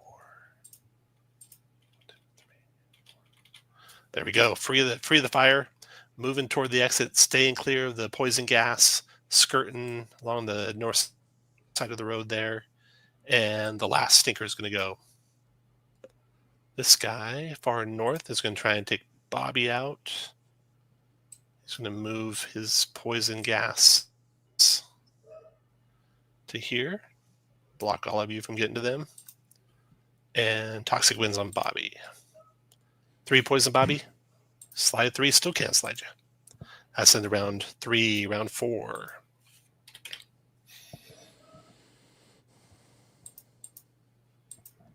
Four malice for the rounds, 3 malice for 3 of you left. And that assassin's gone. So it's 1-to-1 number of you guys versus number of them. So they will unload arrows from their snipers first. And the snipers will have a new boss, the stinker to the north of them up there. Okay, so this is going to be Bobby, move. 3 arrows on Bobby, 3 arrows on Silef, bows on both of you. They get an edge for that. So that's 5 damage Silef, 5 damage Bobby, and then 4 more to each of you. So 9 total damage to each of you. Snipers are done. Bobby, your turn. Assaulted by a volley, I trudge through the smoke, kicking the corpse of Rorik as I pass.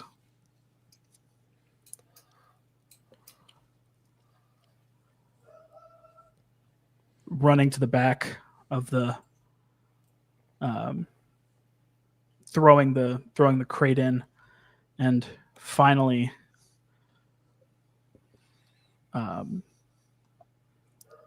looking around for the others. Where's everybody else? I don't know. I thought they were with you. I think Rorik ran off. I don't know where he went. What? He fled. I don't know. Then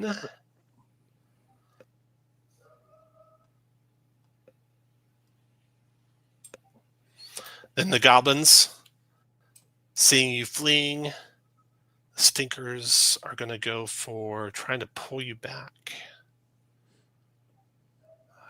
The one to the north, Silef and Bobby. He's going to go ahead and move. Well, you keep that where it's at. I'm going to move it to here.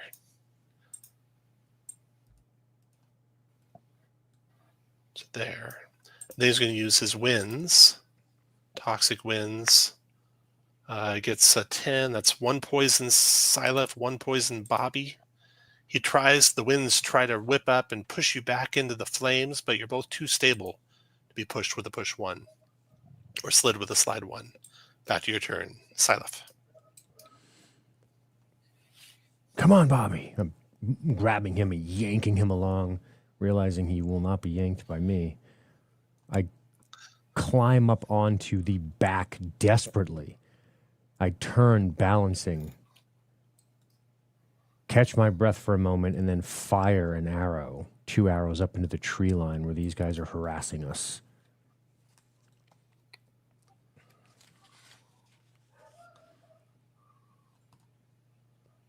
11 for here. Catching a couple of snipers dead. Your 2-shot.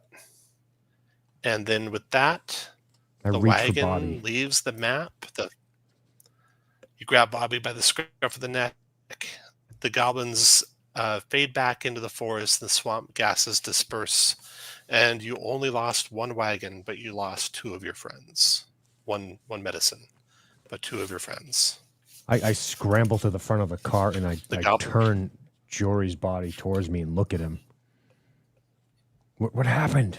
Arrow right through the neck. I grab his face and look at him. Clambering up behind you. Where? What? Seeing the corpse of Jory. Wait a minute. You mean... Are we the only ones left? I look in the back of the... I move the canvas and look in the back of the wagon. Fayok, Myrna, Hector, are you injured? No, we're okay.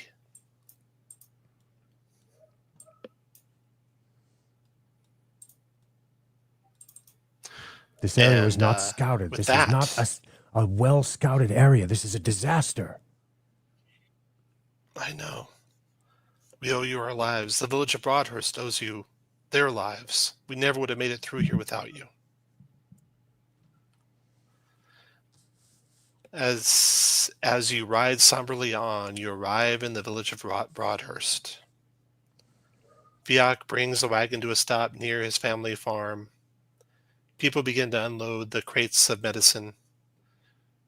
Myrna looks over the dead, Jory, mourns the dead, Rorik,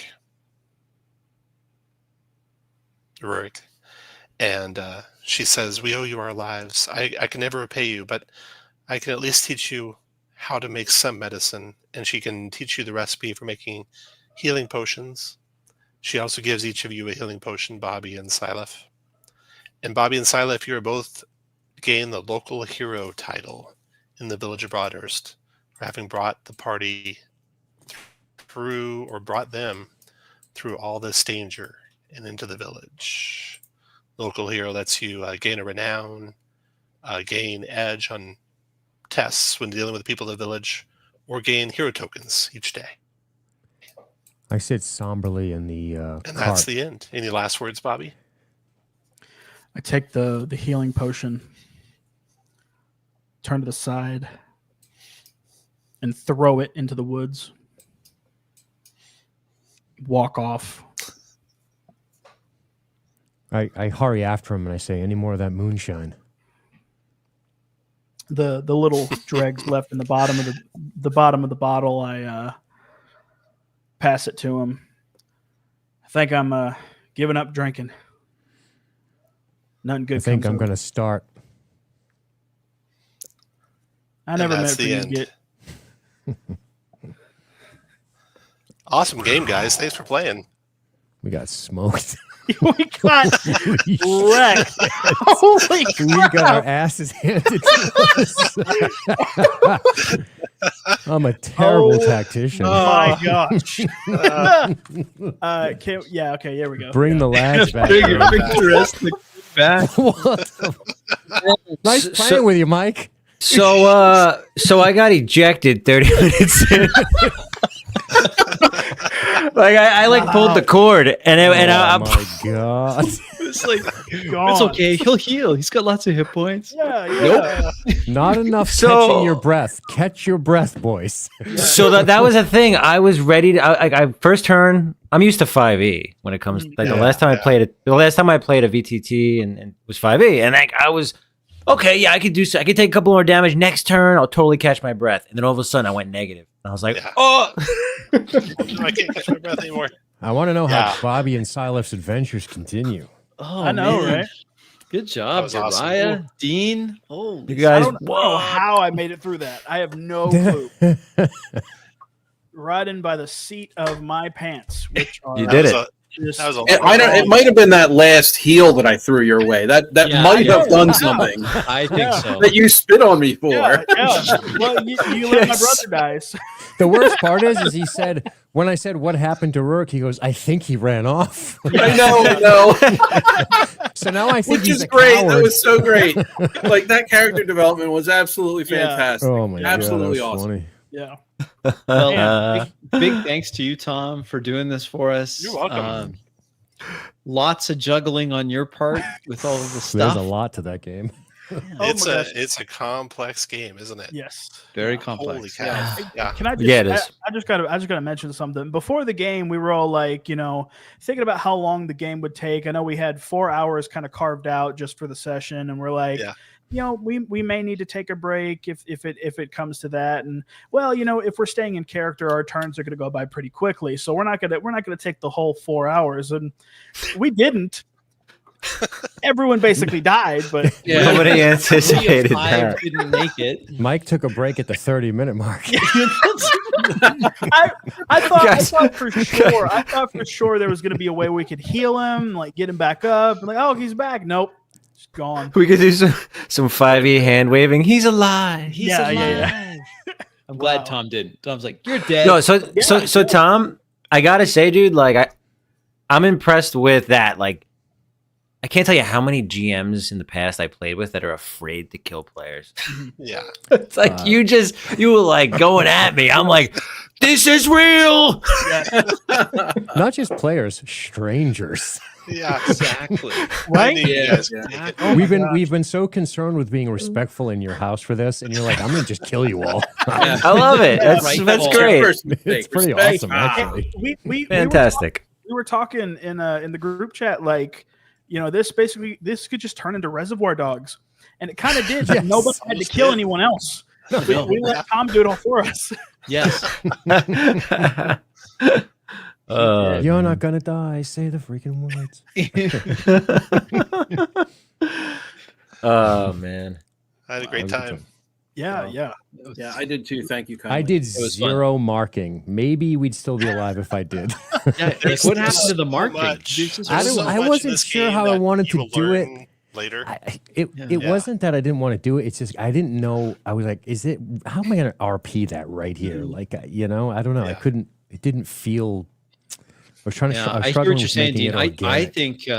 think that some of us, me especially, because we were trying to be so in character all the time, we weren't as concerned about optimizing turns. And That's I for think sure. that Yeah. absolutely just wrecked us in combat. It did. Yeah. Colville's like, you want to role play? How about this? Yeah. Because it's tactical, and I'll absolutely give the game that because we all died for not optimizing our turns. We Absolutely. absolutely Oh yeah. did. Yeah, we did Oh, yeah. optimize. Boom. We just took it. Well, I will say I timed one of our combat rounds. It took us 13 minutes to get all the way through our second round. So, folks out there, I challenge you, beat 13 minutes. Yeah, there's the. Attaboy, you're right. I don't know, Tom. I mean, you've done this a few times. How do we do in terms of? You guys were very fast. You were Okay, faster because you didn't take every action you could take. that's so that- exactly right, Alright. and that's why Yeah. we died. Parry. Yeah, I didn't Yeah, that's parry. exactly why we did. Yeah. The other, and you just gain experience with that stuff, right? I mean, I could have been coaching, but I didn't want to coach. I just want to let No, you I'm guys glad you experience it. Yeah. Let you experience it. Hero I tokens, found that. which you had 7 of. You could use those for things. Like when you take a killing blow you could have used 2 hero tokens to not take that killing blow, for example. Oh, okay. Oops. Yeah. So if you played it again, I like- and you I'm- did it I'm like doing 5 or my 6 more best to- times, you get a lot of stuff Sorry. figured out. But I kind of like games where everyone's dying. It's more fun anyway. So, Oh yeah. and you guys role Way play Better that all. story. I love it I when, think it's I a love it better when players story. will just role play the death and not whine about it. Yeah. It's great. I think it's really wonderful that we're going to let some merchants be able to keep exploiting their cows for money while we all lie in the mud. Yeah. Yeah. That's awesome. Yeah, Zonalar says in the chat, players will get mad if you don't optimize your turns. Yeah. Yeah. I've been in that. I played Yeah, so it many sucks. games, and there's great players, about maybe 1 out of 6 players that just play like you guys play. Mhm. And Yep. 5 out of 6, it's groupthink, and they're going to tell you everything you've missed every turn, and that gets so old so fast. Oh yeah, for sure. Yeah. Hey, Bacon, you were going to say something, I think. I was going to say that I when I play with you guys, I always try to edit out all of that out of character stuff. So like hero coins, they were sacked. Like all that's they just I black holed it because I just wasn't trying to break character like that. Now clearly, this is a game where they expect you to optimize, right? I mean, you have to get any headway. So shame on me, I guess, for treating this the way that I shouldn't have treated it. We all were in Molten that Throne, same we're already boat. done. We had just killed them all. Could have called to your god. Yeah. Grant me a hero token. Yeah, right. I beg of you. Yeah, Oh, man. I gotta say, I don't blame Matt. You know, I'll be honest. There were a couple times where I'm like, I Get off kind of your really want to phone. get on my phone right now. You know, I'm watching you. I keep thinking you have a phone in front of you. that is nothing to say. That is nothing to say anything negative about Tom. Tom, thank you so much for having us. Thank you so Yeah, much. you're thank you, welcome. man. Huge Welcome. thanks to Tom. Yeah, absolutely. putting all of this together. Thank you, Tom. Running us through Truly. all of the stuff with all the hotkeys, everything about Roll20. Just like the time and the dedication that you put into this is Huge. unmatched. It is unmatched, and anybody who gets to play with this guy is a lucky player. Yeah, they Wow. absolutely are. And we'd love to return the favor for you, Tom. Yeah. So Oh, yeah. we Sometime. would love to have you join one of our games. I already, a bit of a spoiler, there will be no VTT, but we absolutely would love to have you join us in one of our games for sure, and return the favor. So Yeah, very, love to. very kind of you. Speaking of Absolutely. Crispy, when are you going to GM Draw Steel? Yeah, this is not in my wheelhouse. I felt like I'm the weakest link here, and so I'm like, I'm going to play the weakest link because that's the only thing I can do. Easy but D6. Some cool things. You know what I found personally missing, and this is not Tom's issue, is that this was a game that was built to be more cinematic, but I felt like the emphasis was really more on the tactics, and For that's sure. not. I Yes. don't think that's because it was run wrong. I think this was run according to what it's supposed to be. Mhm. The cinematic, though, I was kind of missing it. In So, fairness, I was in looking fairness, at their definition of cinematic, and it's really what you guys do all the time and what good players do all the time. Cinematic is you can feel, you can picture what's happening, and good players can okay. describe what's happening. So they say cinematic keyword is about how we like abilities and features to be strongly evocative. You can imagine your character doing or saying these things. That should be all role playing games. Yep. Right. Yes. That is Yeah. role playing. Yeah. That is describing what it looks like your character's doing. That's what cinematic is. So that's their definition of cinematic. Their definition of tactical is where I diverge from what they want to do. And this is the way they like to play it. Some players are this way. Mhm. I like tactics, but more like individual and group, just having small, quick discussions, Mhm. not the teamwork. That's why the order of combat works. Yeah. You should plan out your Mhm. turns. yeah, That I Oh don't yeah. like. See, like this is antithetical to what we do. Yeah. Okay, Right. you use concussive slam on that trooper, then I'll Yeah. push him back, or Yeah. it'll Yeah. push him back, and then on my turn, I'll use squad exclamation forward exclamation to Yeah. get use of, so that kind of thing. Because we're trying to respect the time of your world, Tom. So it's Sure. no, we don't have time to do that kind of thing. If you shout it out, I was really yanking Dean's chain most of this game, so apologies It for was that. But great. it was It was the fantastic. tactician should shout out things, sure, Mhm. but in the time that it takes for this to happen, not all right, let's sit down, have a bit of a, we'll strike a committee on the range side of things, we'll Right. strike a committee on the melee Yeah. side.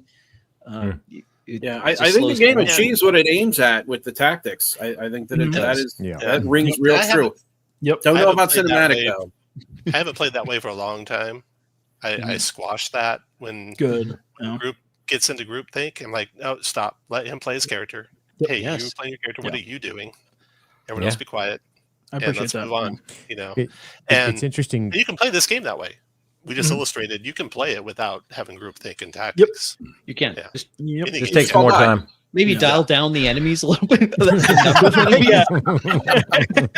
Maybe for Well, starters, don't So, have somebody- so one of the big things that like Colville's known for is his reinvention, reintegration of minions. The guys who die in one hit. Yeah. And for this being the free adventure for level 1 characters, it's like I don't think there were any minions in there.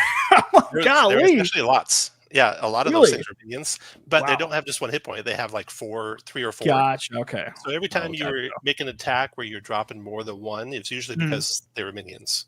Sure. So Gotcha. I would have you drop one and then another one would run, or you would drop 2 if they were close together. Sure. That's because they were minions. So Makes you didn't have a lot of minions in this one. Sure, It's sure, just sure. that they didn't have a sign over their head that said minion. Right. Yeah.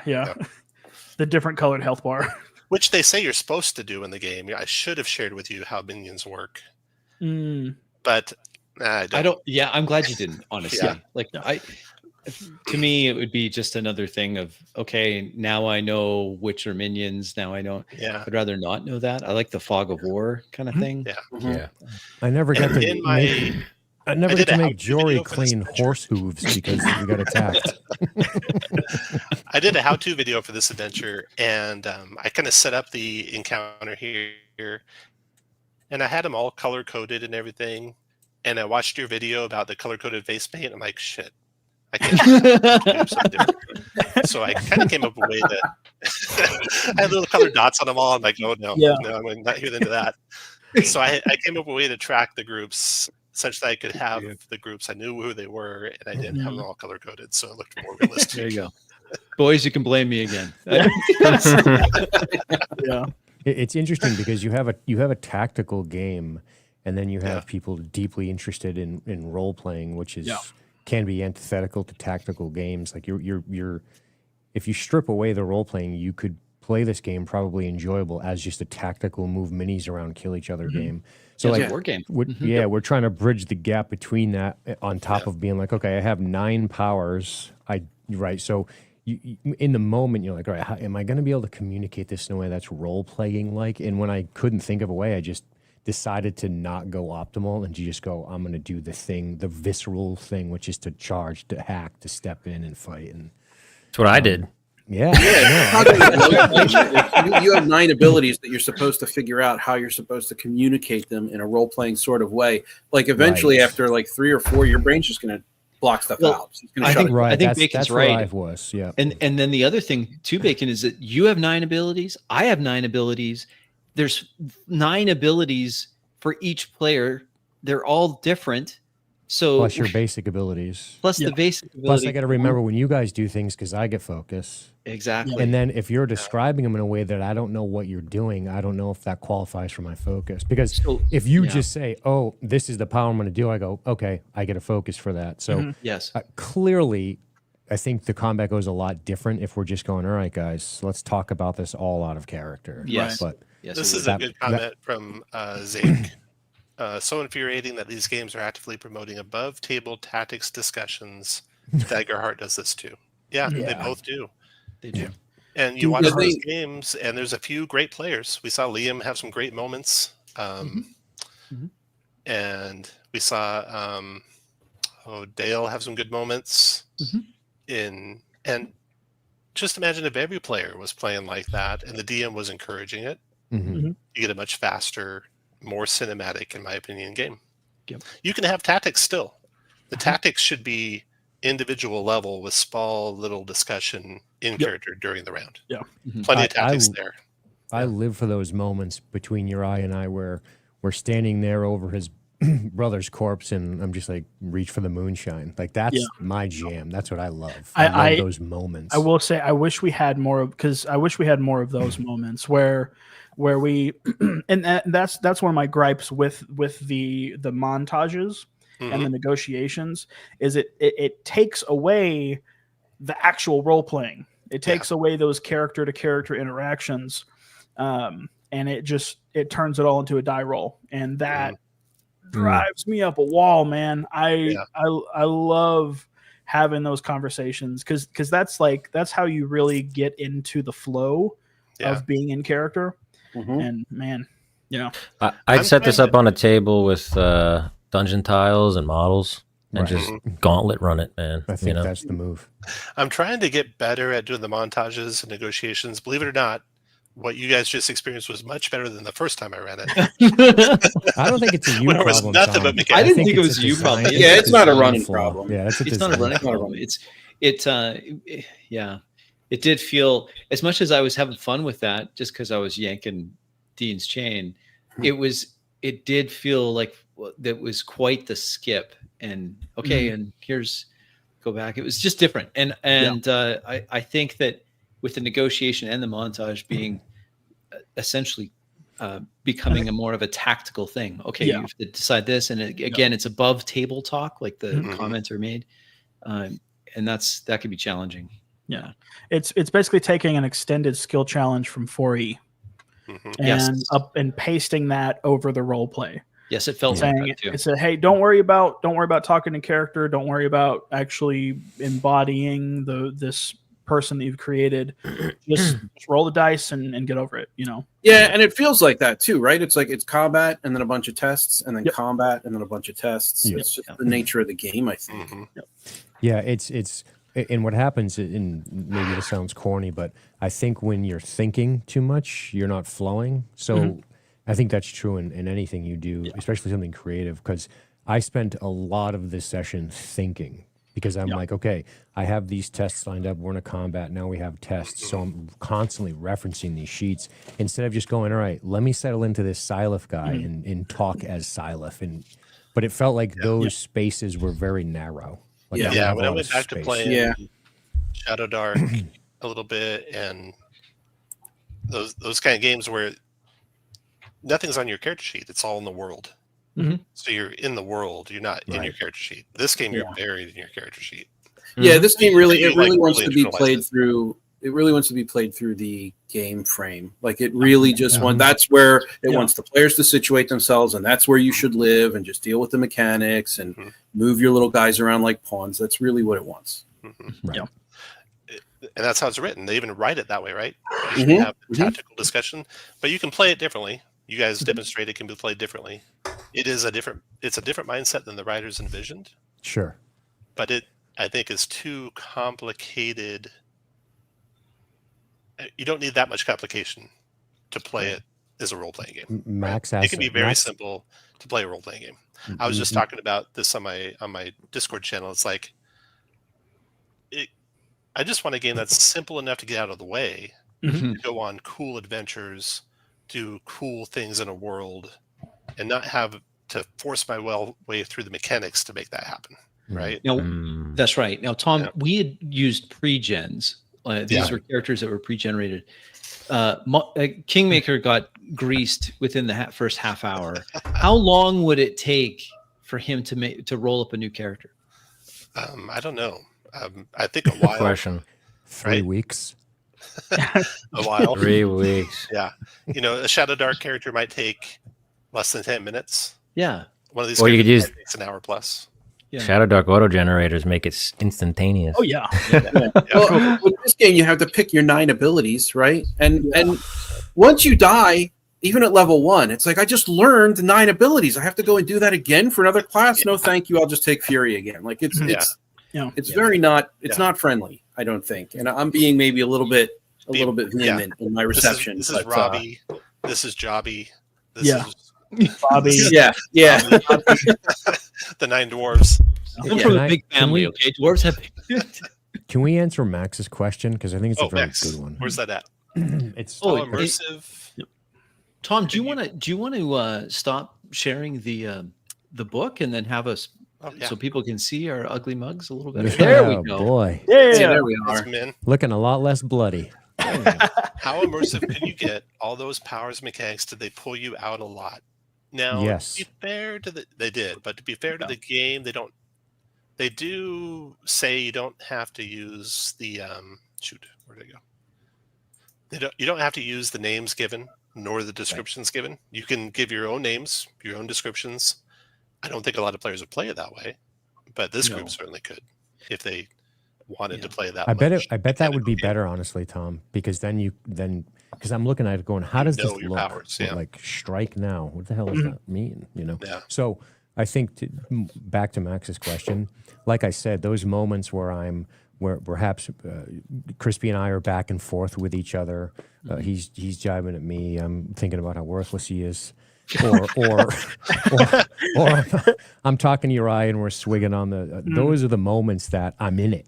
I'm in that character. I'm in that second. And then the second I'm got my nose in my books, I'm like, I'm kind of out of it. And that's again, this is no reflection on Tom. I mean, I think Tom ran it the way it's supposed to be run.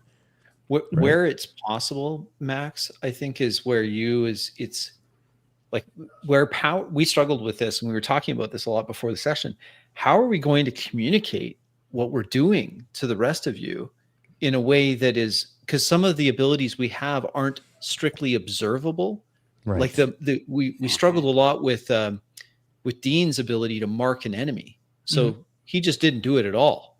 Yeah. But it's the how does that visible? How do we know the enemy is marked? Like, is it a verbal thing? Is it a visual thing? Where there's something that you can describe, you can describe it and it's visual, but where it's not, it's hard.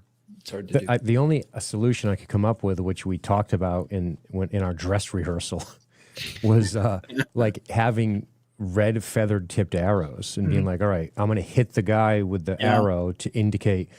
What I was hoping for was maybe a scene where I could be a tactician and role play that by saying, okay, before we set out on this, let's talk about how we're going to watch, how we're going to like. If we could have gotten a chance to do a little role play right before just appearing on the car, I didn't expect that. So I could have briefed them and said, gentlemen, I rode with the Gallows Company. I know a little thing I served. Here's what we're going to do. I'm going to mark these guys with these arrows. If you see them, like I was hoping to get that opportunity, but we were like, bam, on the car in the rain and then ambushed. And I was like, oh shit. I was completely like, surprised. And even deeper than that, you know what I'm saying? Like, so even if they know a person's marked, that's a weird power. Because how do you really? How does that help? How does it give you an advantage? Right. Right. It's purely a gamey thing. Right. It's silly. Yeah, it's a gamey thing. Yeah. I mean, there's plenty of gamey things in a lot of games. Right. Definitely a gamey thing. Right. For sure. It's very gamey. Yeah. It's how do you play it? You know, how do you role if you play can translate it into role attack play, I that think guy. it'll work. Look for the kink in the armor below the breastplate. Yeah. Look at that. Yeah. Oh, look. Yeah. Is keeping his shield too low, going for the neck above the shield.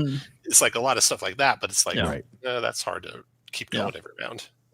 And then is that the true? And then is that the case moment to moment, right? Like, because when you mark a guy, you mark him for a round. So is he gonna be holding his shield too low the whole fight? Is he static? Does he not move around? So you know. Yeah. And that's, you know, we got the king of dissing on VTTs in the call here. So, but I mean, I was keeping like little notes as we were going along of just things that I was thinking in the moment. You know, if I was ever taken out of the immersion, the thing that took me out, I wrote that down. And one of the thing was just the needing the grid. When you get so used to playing theater of the mind, when you get so used to just saying what you do, you know, not needing to necessarily wait for a turn and waiting for all of these different pieces getting moved around, it really, really takes you out. You're not there. Yeah. And I said the same thing to Kingmaker in the round back. Yeah. Thanks, Amit. Glad you like it. Yeah. Thanks, buddy. Yeah. Glad someone liked it. I'm just kidding. I want to point out one of my favorite role plays moments. It was when I died and Uriah took my body as it hardened and took my pieces and placed me on a stone wall. That was great. So we literally have the Berlin Wall. It's the Berlin Wall. Your uncle's gonna be like, "Did you bring him back?" No, I left him in enemy He's territory. He's on a wall. Here was the That's thing. some quick thinking. I actually I was thinking about this earlier. When we were talking, because we were like discussing our kind of the backstories and how we know each other and stuff. And me and Kingmaker, me and Berlin, we have our Uncle Kenny. That's the guy that we know, and Uncle Kenny. he knows Silith. Right. And my idea was, we talk about Uncle Kenny, and we reveal that he died, and we found him all crumbled up in his bed, turned to a pile of gravel, basically. So I already had that idea. I was not expecting any character death to happen at all. So I'm like, oh, cool, I get to show this off. Awesome. And it hit me at the very last second. Whenever I was putting him against the wall, I'm like, this is the Berlin Wall now. Oh no. It didn't even occur to me until like I was halfway through putting him down. That was great. That was great. Yeah. Well, gentlemen, Loved it. I'm going to turn in for the night. Thank you Yep. so much. Thank you, Tom. Pleasure. Thank you for Thanks, the Tom. time and the Appreciate effort, you, Tom. buddy. I really Yeah, it was appreciate it. awesome. Thank you very much Absolutely. for playing, everyone. And thanks for watching, everyone. Go back and watch the great role playing of all the dying characters and the eulogies. Bye, everyone. Boy, Take Take care, y'all. God bless. Bye bye.